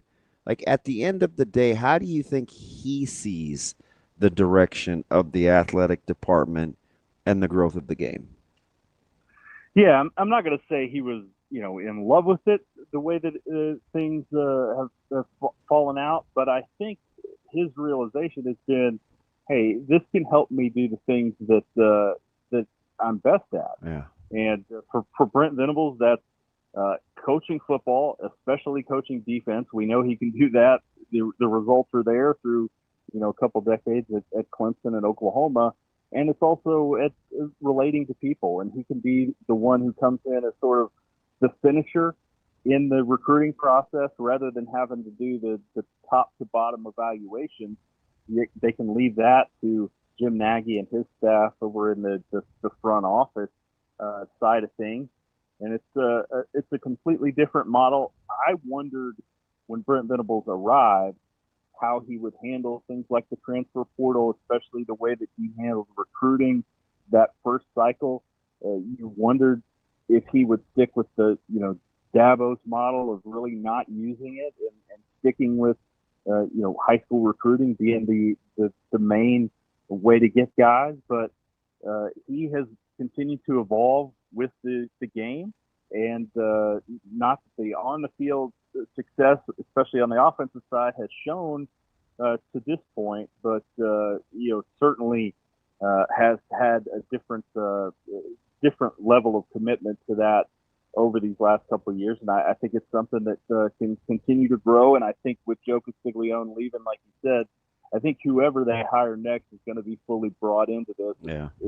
Especially the fact that Randall Stevenson, the longtime AT&T chair, has sort of oversees the football program as sort of a middleman between AD. It's a weird setup here.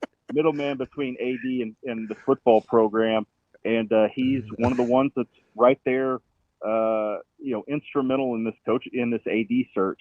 And it's not going to surprise me if Randall Stevenson is the AD, but it's also not going to surprise me if that pick is from somebody in the business world and not somebody who's maybe necessarily coming up the traditional route. Interesting.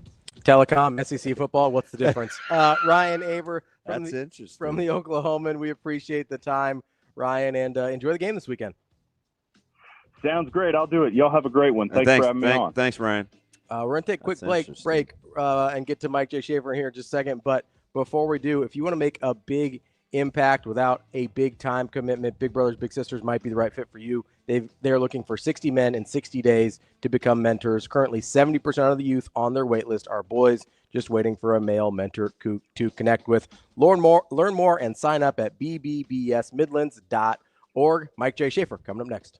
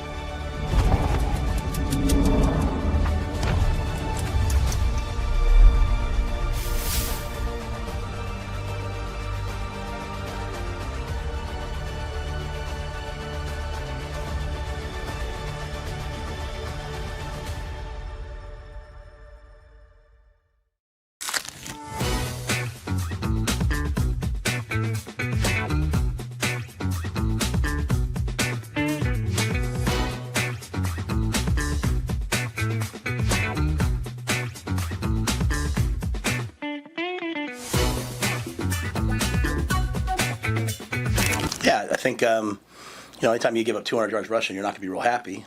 With that being said, a lot of it, 96 of it was the quarterback, and a lot of that was, pass rush, and so we'll have to, him not even design runs, him getting out and running. So we'll have to work on that. I think we talk a lot about it, but I don't know if we did a good enough job as coaches of doing it. You're facing Dylan and TJ and Jalen. You're facing a lot of guys who are, pocket pro style quarterbacks. So TJ can move, but the holy grail of things that most defensive coaches don't like, or an excellent outside zone team, a tempo team, and a running quarterback. And Cincinnati is all three of those, and Coach Satterfield has been for a long time. So. When you face those types of teams, you build your team differently. If you're a 3-4 team, you play with four eyes, you make the ball run to the sideline. We don't face a lot of that in the Big Ten. So it was a tough matchup for us in that regard. But we have to play better. We have to get off blocks better. We have to level out our rush better.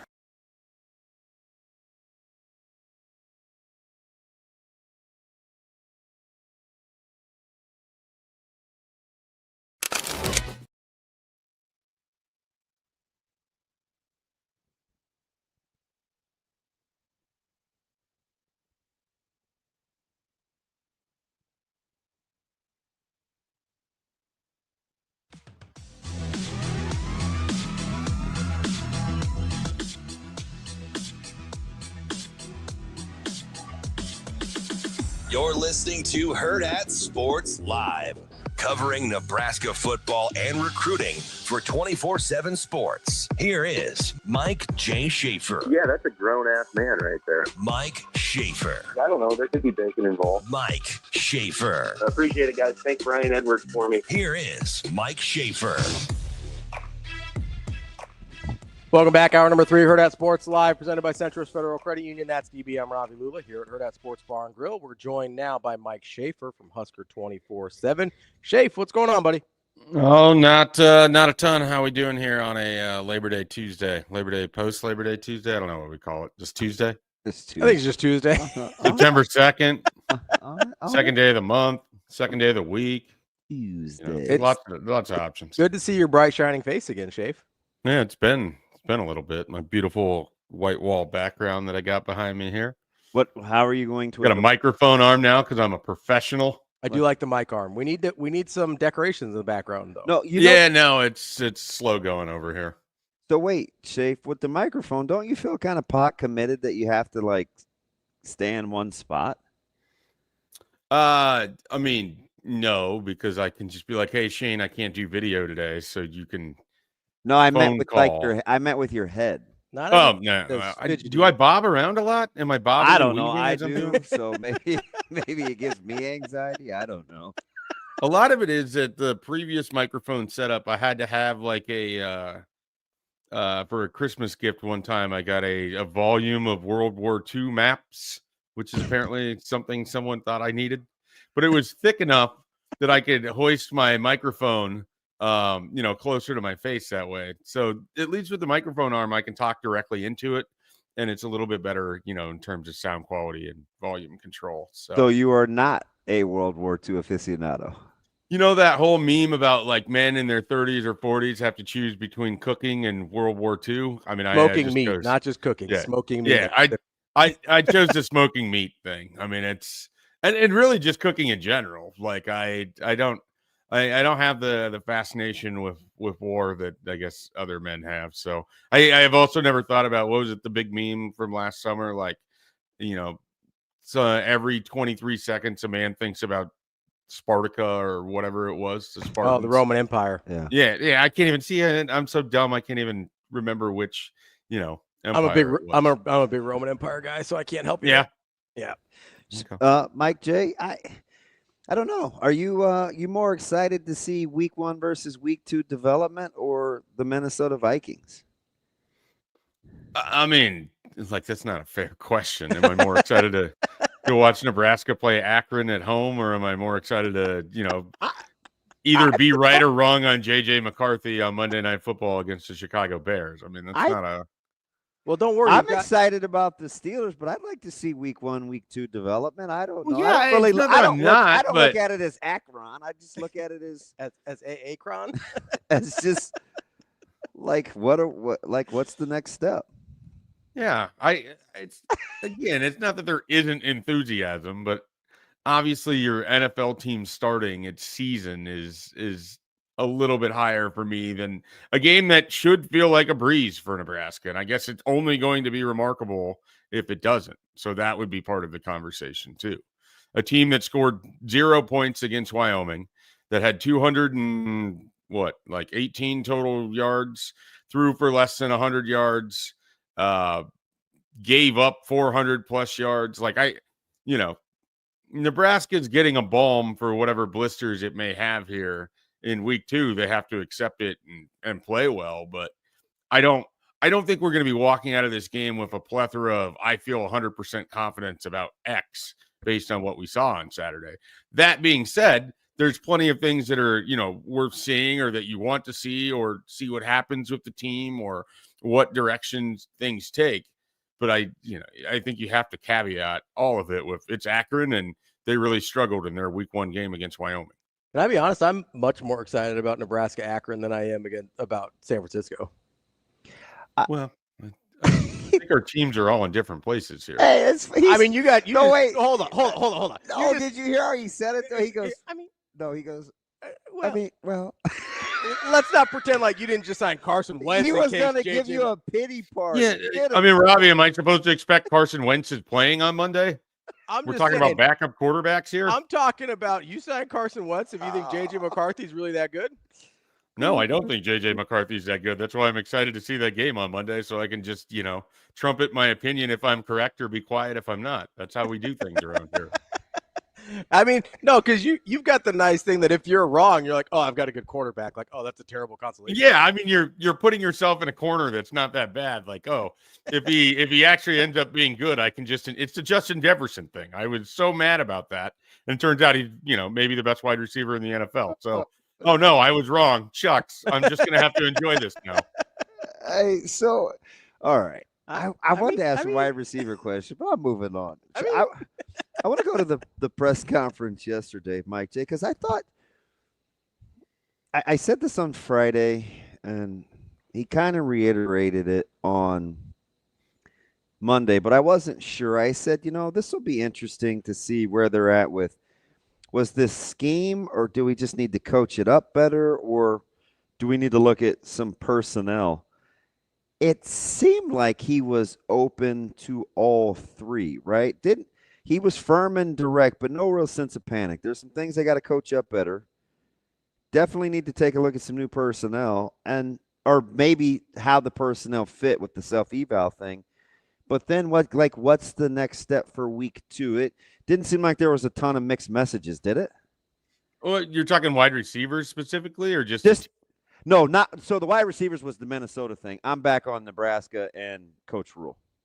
Yeah, I mean, I don't know that they need to come out of the game against Cincinnati and just make change after change after change. I think some of it is, hey, let's see what this sort of looks like. These were the guys that we chose because that's what it looked like for us going through fall camp. These are the guys that we wanted to put in this position. I don't know that there's anything that happened in that game last Thursday where it should just be, oh no, we've got to completely radically change things. Like some guys, some of it with the defensive line is it's easy to forget. A lot of those guys, none of those guys had a career start, right? Like maybe Cam Lenhart did. Lenhart had a couple. Them are being put in situations for the first time in their career where they're asked to play a large amount of reps, or they're asked. How about Buddha? I mean, 7-year course start.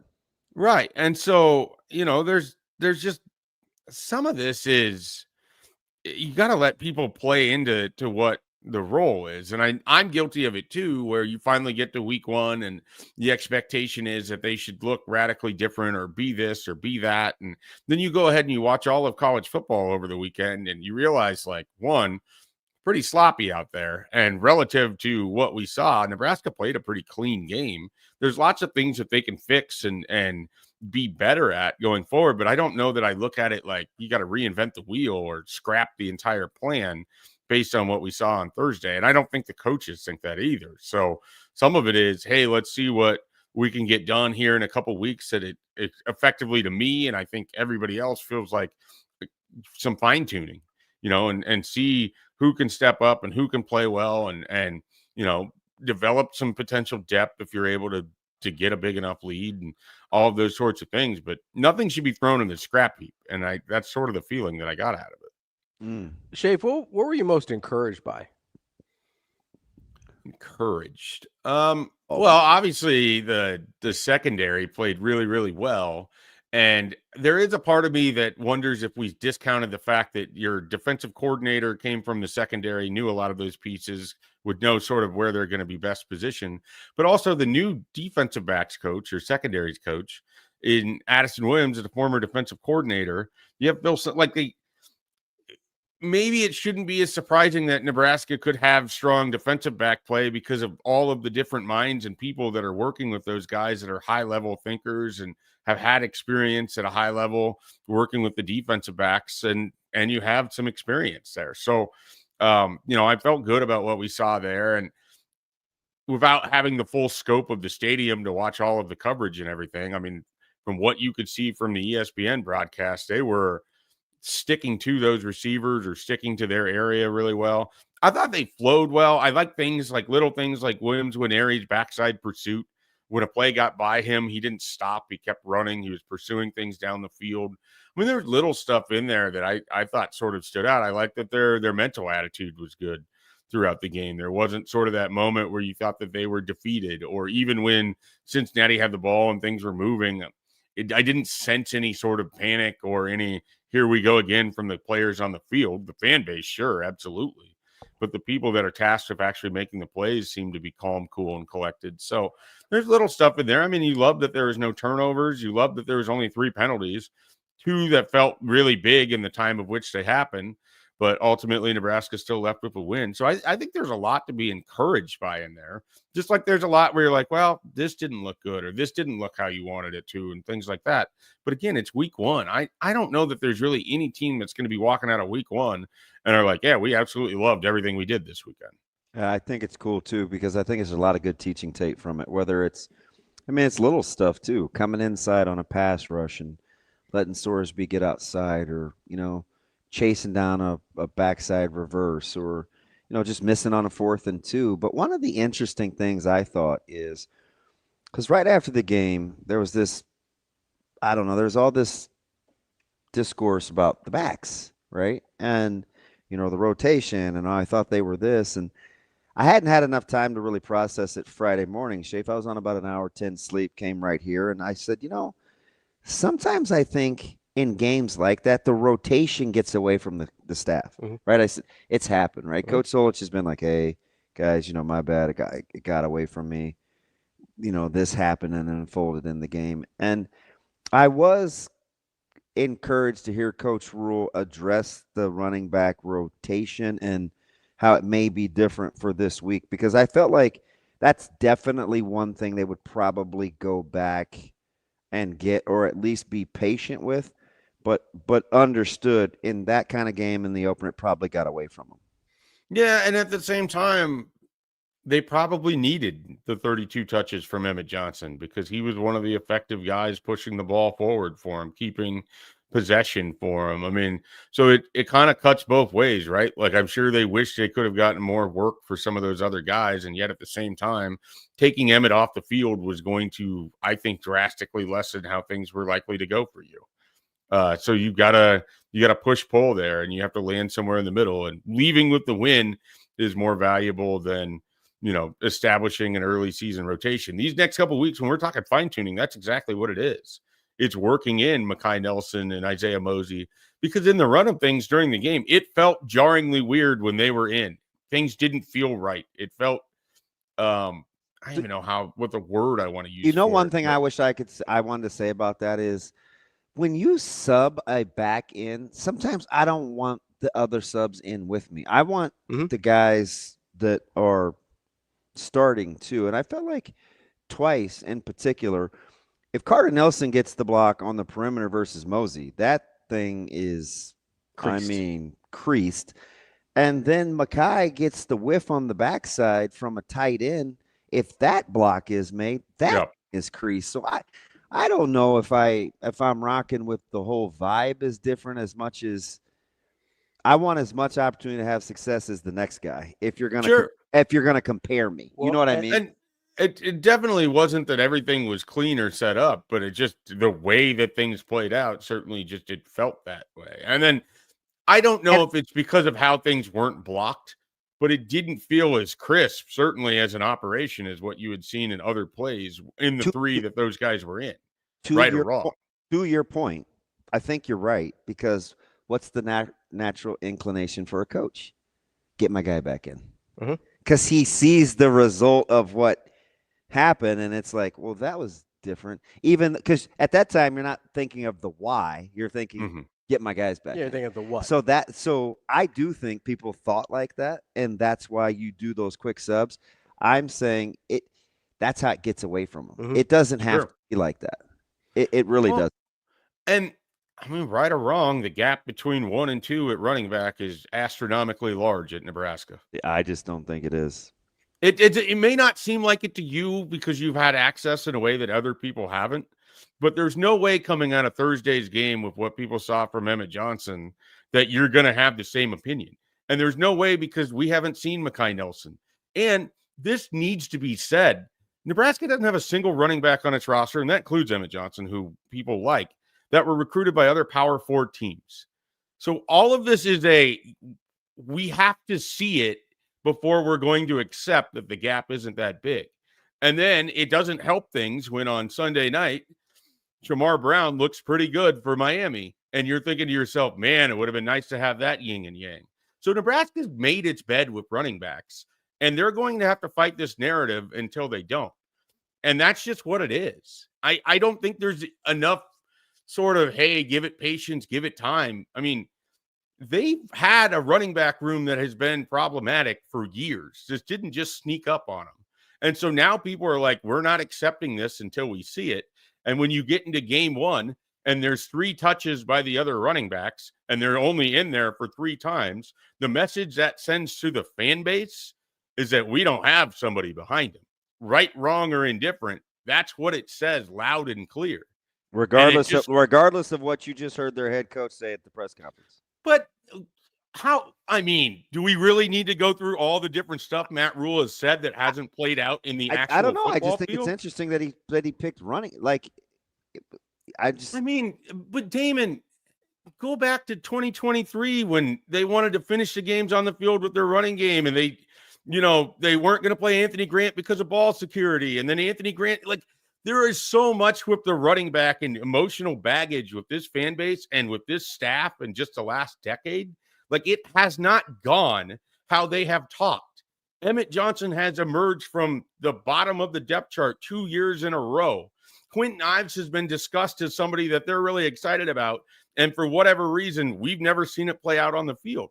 Like, you can't keep telling people things, and then what happens on the actual football field doesn't line up. People are going to tune it out. And I think that's where we're at with running back. I know I've been there for a while. Like, I don't care what they say. Show me on the field. Schaefer, as you look at the wide receiver play, obviously Nebraska was pretty insistent on being patient with the routes they were running based on Cincinnati's coverage and that type of thing. Is that something in the next couple weeks you're hoping to see against obviously inferior opponents, that they're able to stretch the field a little bit more, or is it even going to matter until they get to Michigan? Yeah, I think one of the tough things, and again, this is, and Ravi, I don't know if you were there on Thursday or not, but Damon certainly would have the view of it. Without really, and ESPN didn't show this a whole lot on their coverage, you never really saw where safeties were. I mean, I think a safety came down one time and they hit the plate in Isaiah Hunter, and it's like they never did that again. And so I don't know if they were in cover 3 or cover 2, or it felt like everything was a shell, keep everything in front of you. And Nebraska was content to take the sort of bubble coverage that was there. The sort of problem is that for whatever reason, Nebraska doesn't create explosive plays in the same way, or when they have those opportunities, the ball's a little high and behind for Cortez Mills. So he has to make a catch instead of running with it. He's having to sort of react to it. You've got, what was the other one? Ja'Cory Barney, where it felt like that could have been a big explosive play, and he's tackled on a hit on the thigh. I mean, so I think it's in this offense to be able to do it, even if they have to stay a little bit contained because of where safety play is at. They just haven't shown it quite yet. I have confidence that they can be explosive in the passing game, but it is sort of one of these things where it feels like they've had to dink and dunk a lot in the last year plus. And so for that to be almost the entirety of the game, to have one play over 20 yards, to, I don't even know how many passes they finished over 10 yards, or what the average depth of target was on most of these passes. But you play the game that you're in, and they played this game against Cincinnati, and it was largely successful. I think I saw somewhere, Dylan Raiola had one incompletion in the second half, and I'm guessing it was on that 4th and 2.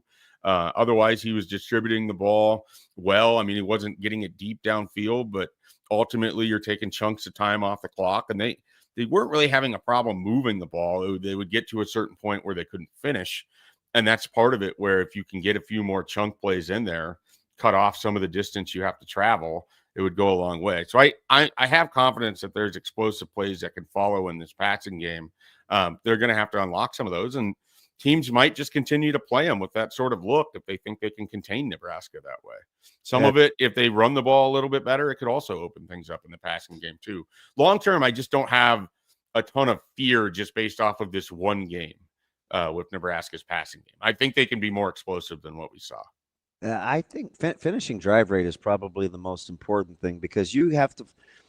If what the thing this is the like as a coach, I'm thinking, well, we play these close games, and so teams don't really have to get out of their comfort zone, right? They don't have to take a ton of chances. You just kind of get to stick to the script, and so I think what we've seen happen to Nebraska offensively, without teams necessarily having to play from behind or panic or anything like that, you kind of get to play it safe, right? We probably need to keep better track of the times that Nebraska's had the opportunity to go up 3 scores, like Illinois. 4 times against Cincinnati, right? Or Cincinnati, where if you don't want people to play you safe, then you have to get them out of your comfort zone. So I think the finishing drive rate and scoring points will get teams to give you different looks. It's just the way that they played offensively the last handful of years with complementary defense. These games they're close, so nobody has to take any chances. Yeah. Like well, you know what I mean? I think you're absolutely right because regardless of who the OC has been, I don't think Nebraska's issue on offense has been getting the drive going or getting a couple first downs. It just feels like when they get on the other side of the 50 or near midfield, things start to fall apart for them in a way that just they don't sustain or finish drives. And when you don't have those chunk plays, if you don't ever get a guy that just gets 24 yards from the 44-yard line to get you to the 20, and you're constantly having to get 4 yards here and 6 yards there and 2 yards and 3 yards and 5 yards, which is what Thursday night was.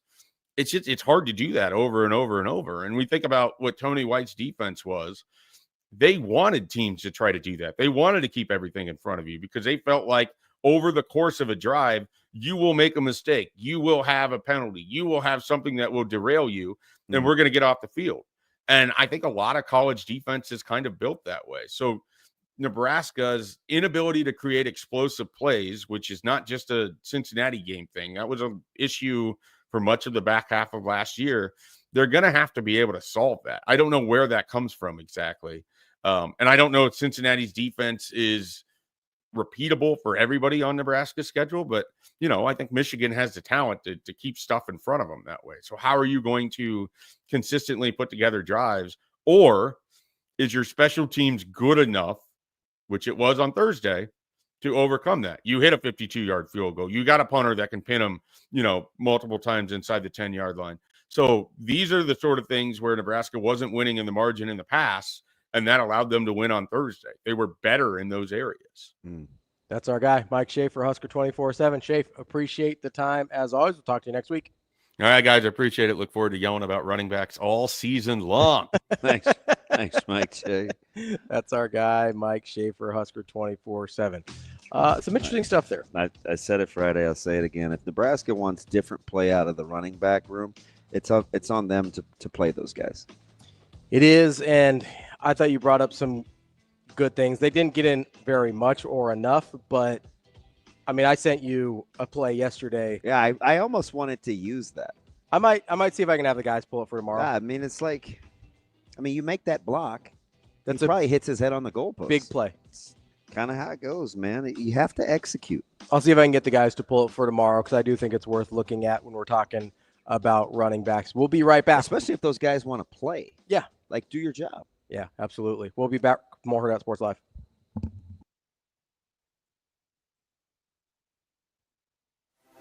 Aspirations can drive us.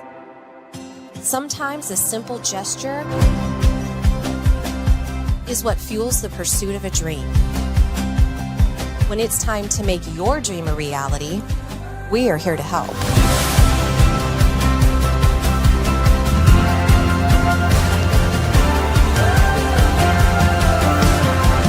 Centris Federal Credit Union.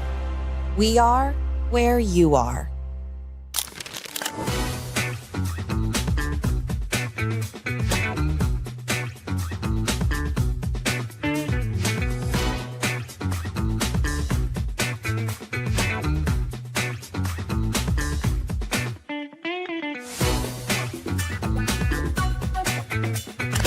Oh, it's huge. It's big for us because that's something that we focus on.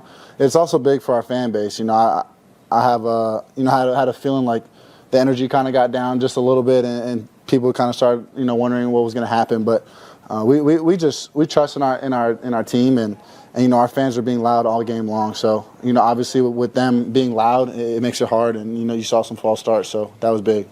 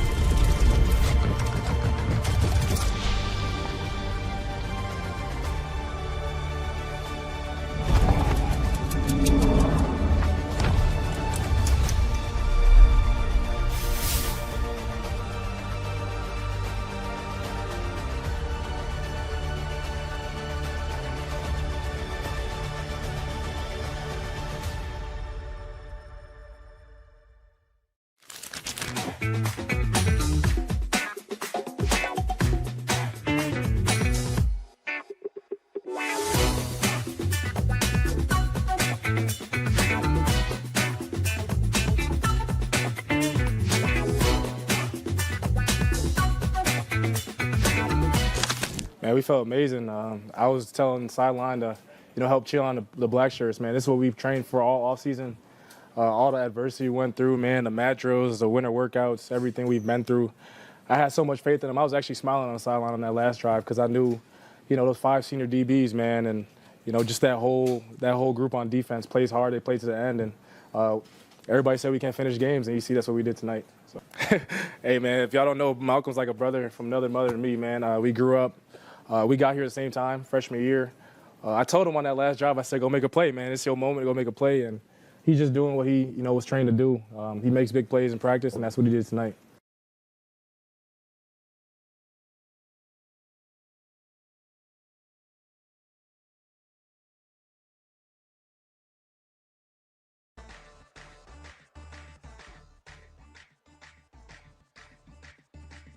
You're listening to Hurrdat Sports Live.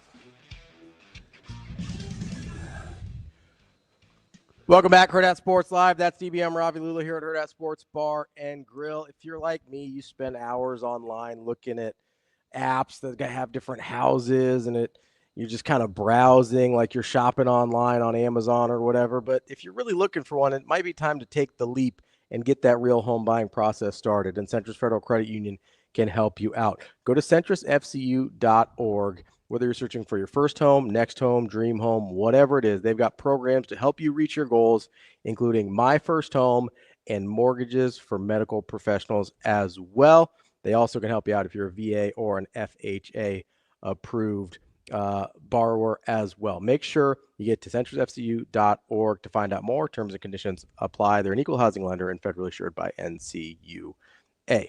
DB, I wanted to talk about the wide receivers here for a second because I thought it was interesting. A lot of people were talking about whether it was, hey, there's not enough explosive plays. There's not, and I think we've kind of beat the high 3 safeties to death. We've established that.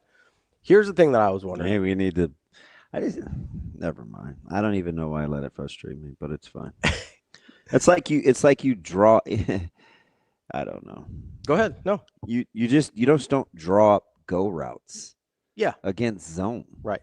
Well, especially it wasn't just, I know it's everybody talked about the 2-eye safety. They had 3 guys back there the entire night. Yeah. The entire night. It's the reason they call it a shell.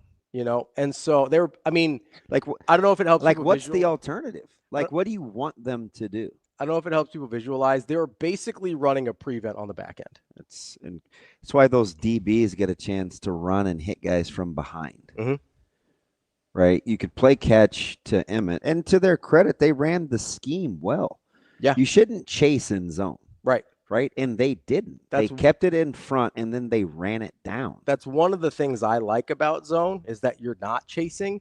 And one of the things that sort of annoyed me about, I felt like Nebraska was chasing guys across formations a lot on Thursday. There's going to be some definite give and take in terms of fitting in the run game, playing man versus quarters. If you go back to what Michael Rose-Ivy and I were talking about, like there is some risk reward. So GB, yes, 4 verts can be is historically a cover 3 beater. But what happens is, with an extra DB and a 3-3-5, he's not wrong. You usually carry one of the verticals with an underneath defender. It gives you, if you just think simple math, 4 versus 3, you're not playing with 3 safeties. You have the under shell, so they get underneath the coverage and stay on top. If you're going to throw the 4 verts, one of them has to be a whole throw, or you can carry it and play man under too. So it's not just a gimme 4 verts against cover 3. I mean, that's why high school coaches stopped playing 4-4 cover 3, right? You could lock with one of your outside guys or your hangers and not stress your safety. It's a little bit of a misnomer now that because of the way people play 3, they play it with another DB who can typically run, as opposed to a linebacker who you're going to be able to blow and by. You just try to wide receiver. Put the safety in the bind, make a choice. Like you're just not throwing it up the hashes, right? Like it's not. So here's my question. But I kind of know what he's saying, but you just have to look at how since he was playing it. Yeah, here's one of the things I was wondering, because I thought that there was an opportunity for Nebraska in a place that they didn't go a ton in the passing game.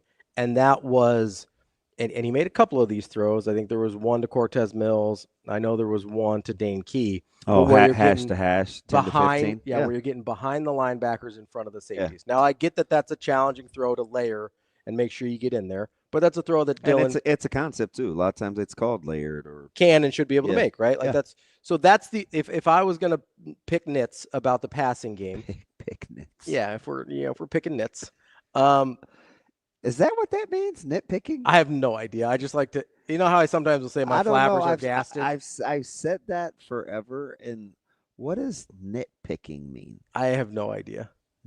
Nitpicking. Is it KNIT nit? I'm sort of imagining. I've never written it. I've only spoken it. Yeah, me. You know, like when you get little kind of like pieces of cloth on your clothes and like I imagine it being that. Something like that. Okay. That's what I have no idea though.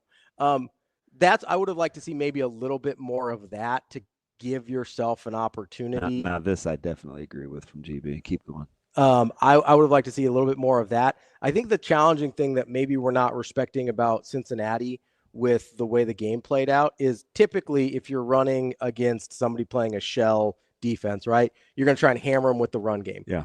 They have an NFL D tackle there. That's what he's saying. Okay, I didn't even see it. They have an NFL D tackle there that makes that really challenging. I thought he was good. I didn't think he was great. No. He was good. Yeah.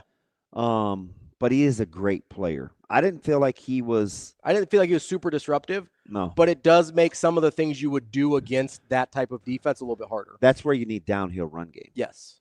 Right. So, and that's kind of what they did. I mean, they got outside a little bit more than I would have liked them to. I'd like to see more pistol than offset because at least I've talked about this ad nauseum. With the element of pistol, you can still be in the gun, but it gives me a two-way go for downhill run game.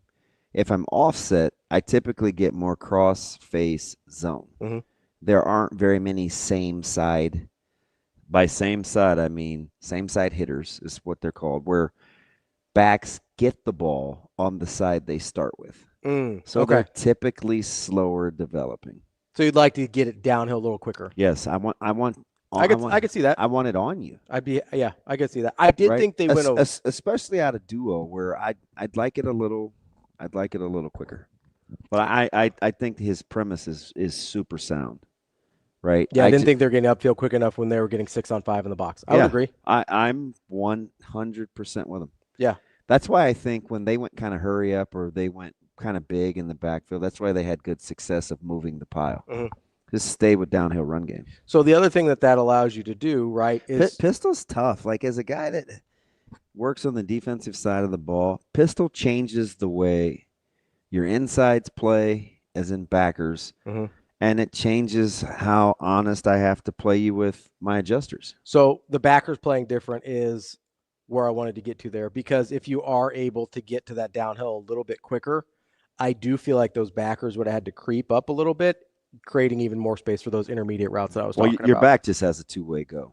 Yeah. It just has a two-way go. It's, you saw Cincy would run pistol and they would have a fullback and an H-back type, and they would put the H-back. He's just a move guy. Mm-hmm. So you can literally move him. Do you want to insert and run power? Do you want to run blast?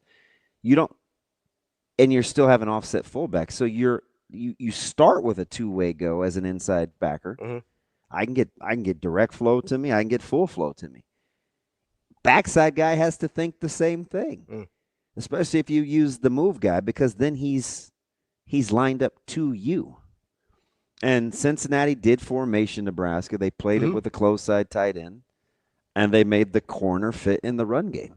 Do you think we'll see at all a little bit more? I think the only real two back sets that we saw were with Mosey and Nelson in the backfield. Do you think we might see them start to move Harburg almost into like that move spot? Yes, you can, and I'm sure he Lindemeyer. I'm sure he. So Lindemeyer does it a ton. How good must Lindemeyer's fitness be? Incredible. Because I did see him start out as a one. Mm-hmm. So on the outside, motion in as an H-back type, start out as a one, end up running duo across the formation as the double guy. Like he does it. He does a little bit of everything. Maybe I missed this. I would like to see them with the tight ends, whether it's Harburg or Lindemeyer. I'd like to see them use them a little bit more as an H-back and not always as like cracking on the guy, like a lead blocker instead of the guy cracking down the line. Yeah. I'd like to see more of that. Yeah. Like I'd like to, because kind of like that little wham. Yeah. When we were looking at the Cincinnati film, right, just a little bit ago, how many times when they were able to get an extra lead blocker in there, did that really hurt Nebraska? Yeah. They just insert just base, from wherever, just right? base kick. Or like base lead. So instead of that, like coming down and cracking the guy on the end, I'd like to see it be a little bit more lead blockery. Yeah. Just my personal opinion. Yeah, I mean, I'm rocking with you. Justin said real quick on the after getting the rewatch, did you feel like they should have spied the QB a little bit sooner? Yeah, maybe. They misfit the one, and I mean Guthrie didn't have a ton of snaps, so I'm asking. He's in a tough spot to make that play on a two-way go, but. Yeah. What I thought personally wasn't that, hey, they should have spied sooner, was, hey, I felt like if you could have kept integrity on your rush lanes a little better. Did you see the time when Nari came inside and he made you pay? I'm like, it doesn't take much to get your head on the wrong side, and he's out the back gate. Yeah, that's what I took away more than the QB spy was the rush lanes. Coming up next, we're going to talk to Jacob Padilla about a little Husker volleyball, maybe a little Creighton volleyball too. Big weekend for volleyball in the state. It's Hurrdat Sports Live.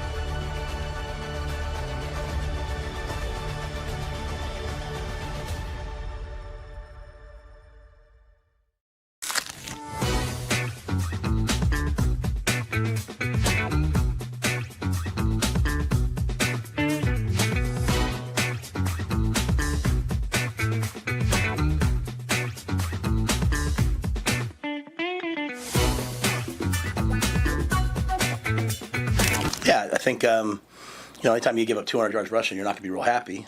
With that being said, a lot of it, 96 of it was the quarterback, and a lot of that was, pass rush, and so we'll have to, him not even design runs, him getting out and running. So we'll have to work on that. I think we talk a lot about it, but I don't know if we did a good enough job as coaches of doing it. You're facing Dylan and TJ and Jalen. You're facing a lot of guys who are, pocket pro style quarterbacks. So TJ can move, but the holy grail of things that most defensive coaches don't like, or an excellent outside zone team, a tempo team, and a running quarterback. And Cincinnati is all three of those, and Coach Satterfield has been for a long time. So.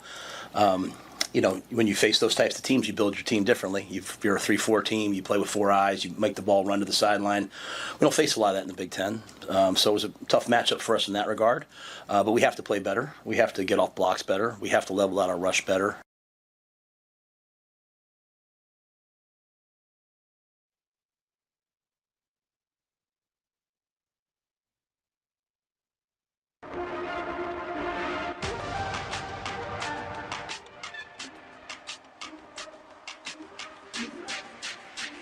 You're listening to Hurrdat Sports Live.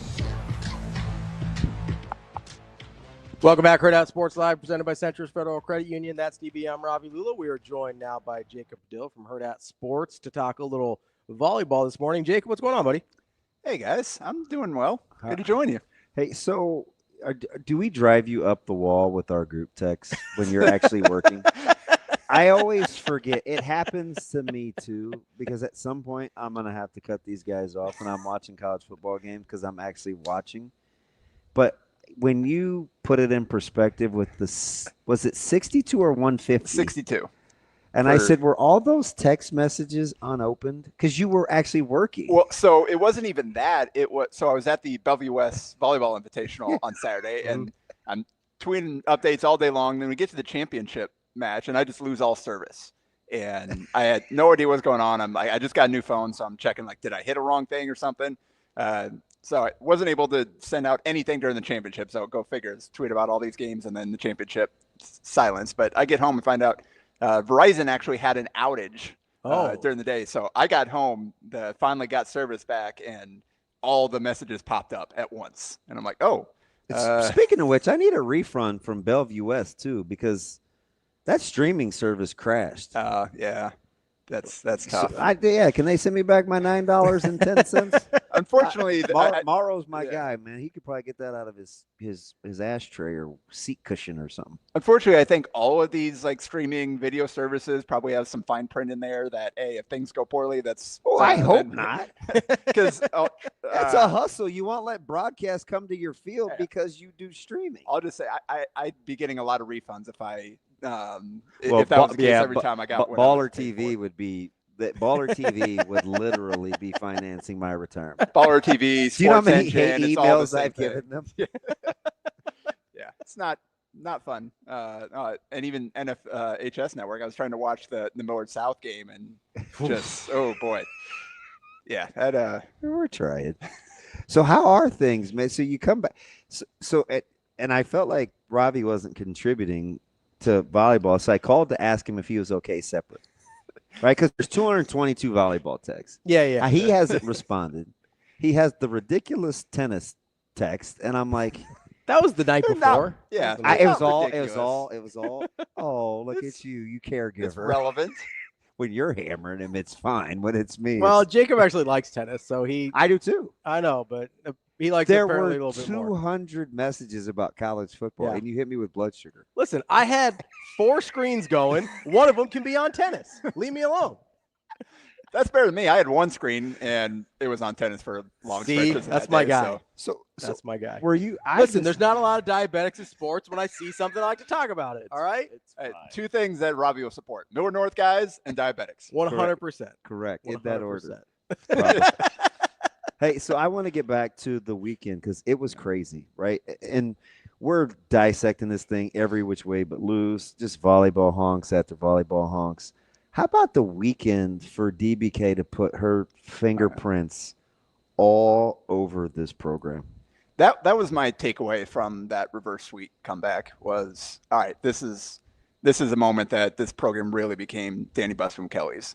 She had to make some tough mid-game calls, did it. And not only did she make those tough calls, but you saw the players that either got benched or saw their role reduced or changed mid-match come back in and still contribute and make some big plays afterward, which that kind of tells you the relationship she's built with them, that, hey, sometimes I'm going to have to make some calls, but I'm for you in every situation. You're still going to get a chance to help us win this match. And they went in and the players responded, because, I mean, that libero change, it had to happen with the way that match was playing out. Lainey Choboy was just struggling so much in serve receive. And if you can't you can't pass a serve, then you can't get into anything, and you're scrambling. You saw Bergen Riley. Unless you want a lot of free balls. Yeah, Bergen Riley was running around like crazy that whole match, and as a result, you saw the connection wasn't strong with some of her players, Andy Jackson in particular, and weren't able to get those two connected like they normally are, and so made the change, and Olivia Malk went in there and kind of stabilized things, and then Lainey Choboy got in there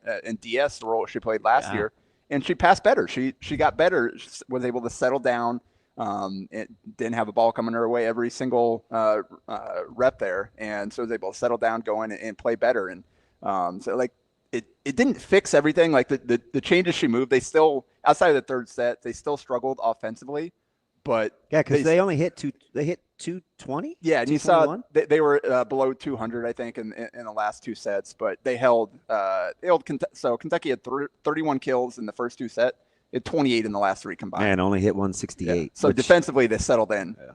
I don't know what adjective you would use here, but I was kind of struck by the amount of trust that those players must have in DBK already to be able to be pulled out, put back in, and still be successful. Like, I don't know if surprised, impressed, I don't know what the adjective is, but that really stuck out. That's why I think that's why I love her personality to begin with. Well, the players do too, based on everything we've seen. Apparently, and that's kind of how we see it manifest. That's hard to do. But a straight shooter. Well, and Choboy especially, because we just talked to her last week, winning the libero battle, how the quote she gave. Well, she called her loose. Been praying for flowers and got rain, and then realized, hey, you need rain to grow flowers. Like taking her time, going through whatever challenges personally she faced as she was kind of adjusting to the role that Nebraska had to play for, and then she earned the job that she's been working for 2 years. Obviously, you weren't going to have it playing alongside Lexi Rodriguez, so she knew that, but still to earn it back, and then to have things not go well, like played well the first three matches, especially against two top 10 teams. So it wasn't like, it was false confidence against low competition. Like, she played well, and she improved passing last year, and just for whatever reason in that match, just could not get it figured out. And so to make that change, and then to go in and still contribute in that role for someone whose emotions swing so much, and that's a big part of why Danny Busby-Kelly liked her in that role, because of the energy she brings to the team and the temperament there, where Olivia Malk is complete opposite personality-wise, or quiet, calm, stable, versus Choboy, who's flying around all over the place. It's bringing that energy. So it's going to be interesting to see how Busby-Kelly handles that spot moving forward throughout the season. It's going to continue to be a battle, and we're probably going to see both of them play libero throughout the season because they're both so good. They're so talented. They just have different skill sets and different personalities, and like she said, that ultimately will determine how she feels, what the team needs in that moment, and how that spot impacts everybody else is how she's going to make her decision. How much do you think DBK's like offensive versatility, and I know Lauren Cook somewhere is like just elated about them setting the middle now. Yeah. They're attacking from the back, where her offensive versatility and willingness to kind of figure it out on the fly keeps everybody engaged, right? We've seen now all of a sudden we've got this offensive phenom now in Rebecca Alec, right? Where balls being set in the middle, like everybody's engaged. Yeah. So, and kind of the scary thing is if you're a Nebraska opponent who might see them. How are you scouting them? Well, it still hasn't totally clicked. Like they're still figuring out, like Bergen Riley, her setting hasn't been stellar in terms of location timing. There've been some tough mistimings and things with some of her hitters so far, and still trying to figure out, all right, getting that second left side attack, getting a consistent attack from the right side. There's still so many things that they're figuring out. We saw obviously the passing struggles in that match.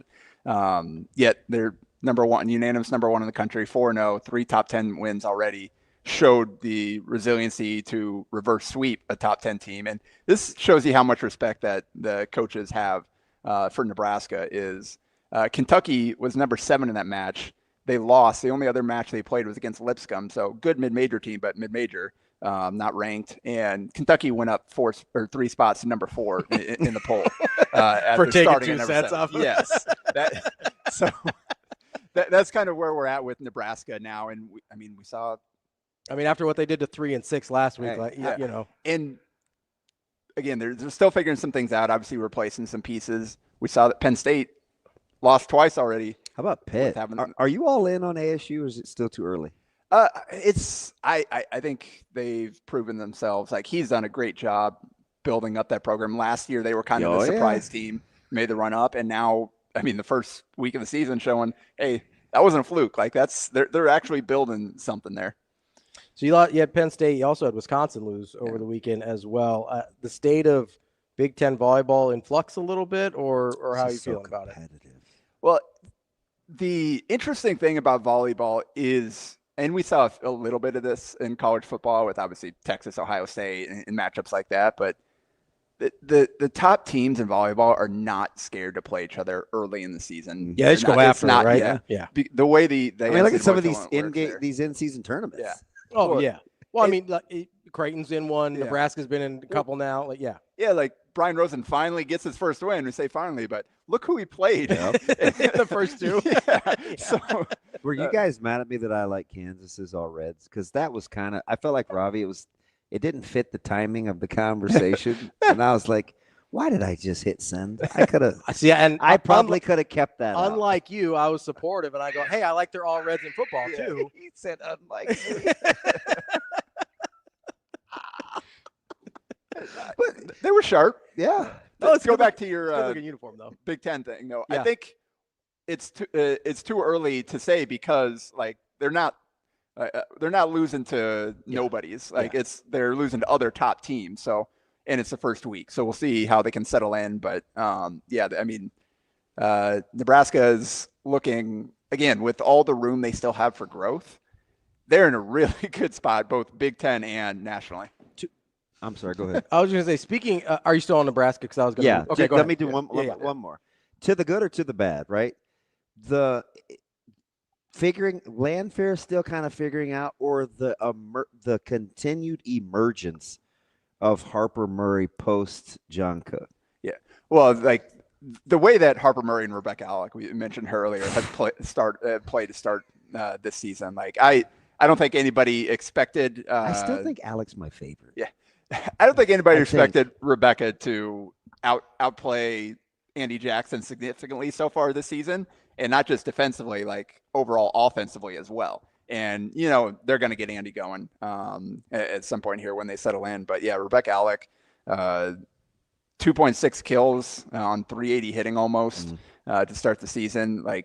Harper Murray, though, and the relative setting and Kentucky, those pins are ridiculous, but they've got to figure out something in the setting department because they were having a tough time there. But it was always a scramble. Yeah.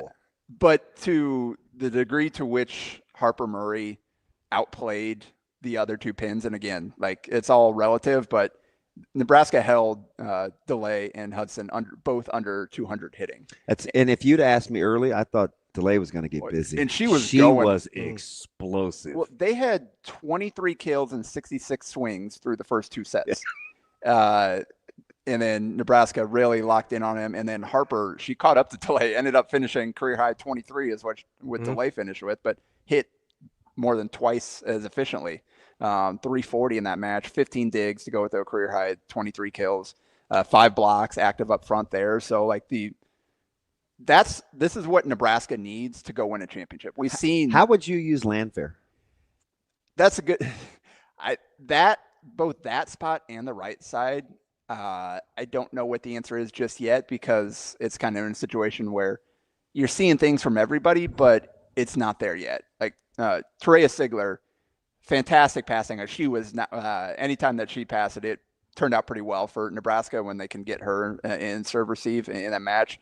For a freshman outside hitter to come in and basically be a DS and excel in that role. Oh, yeah. This kind of speaks to her unique skill set, but also and Nebraska's Yeah, their offensive depth too. And you could see when Bustrom Kelly stuck with her, tried her 6 rotation. She's just not there yet, attacking wise in the front row. Whether it's confidence, whether it's adjustment to the level of competition, whatever it is, like she just didn't take. I mean, the only 2 kills she had were on net violations, so the ball that didn't even hit the floor. But Landfair's blocking, and then on the other side, Virginia Adriano's blocking. That was the other big adjustment that Bustrom Kelly made against Kentucky, because she started Allie Check, who played so well against Stanford, and then went back to her, the veteran, more stable, and she just couldn't get kills against Kentucky early on. And Adriano's a much bigger block, and so it made that change, and that made a difference on Hudson and DeLay there on that left side. So I think they've got different skill sets. She's going to probably have to continue to kind of feel that out and make some changes as we go on. But those are 2 areas where, again, room for growth. Jacob, at some point, do you think they're going to start to tighten up rotations to see who's playing best together? Or do you kind of foresee this throughout the season, them playing just all, I mean, what was it? I don't know how many, 17 people played in the first couple sets? But no, so they've got 3 right now that are maintaining red shirts. Okay.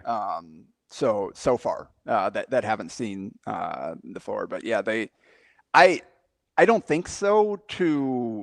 They're probably going to be some situations where they figure out, okay, if somebody emerges a little bit more, whether on that right side, if someone just runs away with that job, if Sigler learns how to be more effective in the front row, we may see some changes there. But ultimately, this is what we heard and what Danny showed at Louisville. She is willing to play everybody. And she talked about how important it's going to be later in the season to have fresh legs, because they had so many players able to step in and contribute. And that's what Harper Murray said on TV after the match, is like, hey, we all have trust in each other.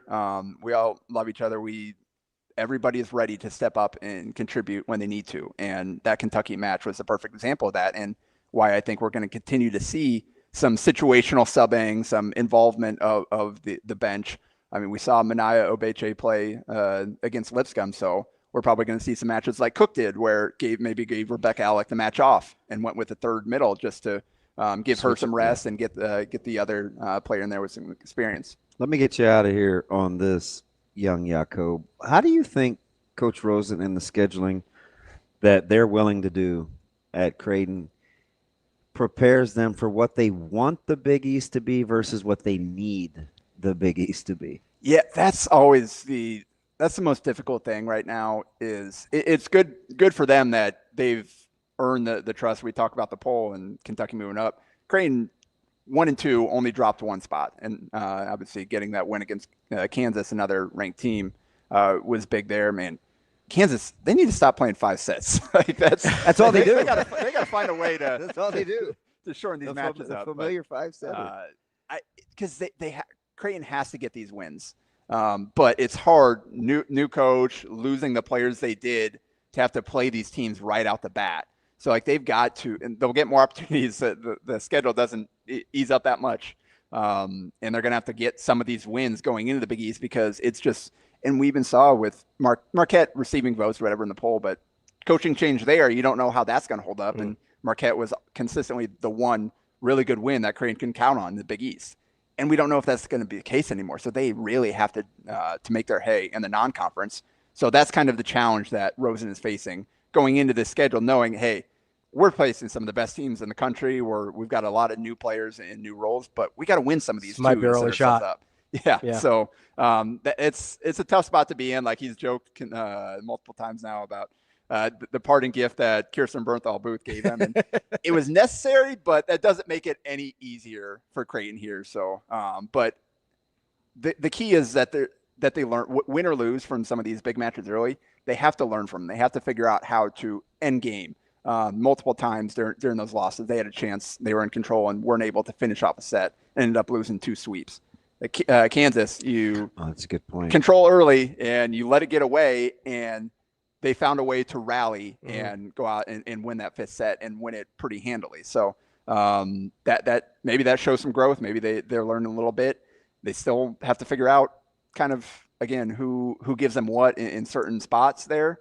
But we'll see if this experience can pay off moving forward. Live fib. One more quick one. High profile enough non-cons for Creighton for Ava Martin to stay in Player of the Year contention, given the strength of conference.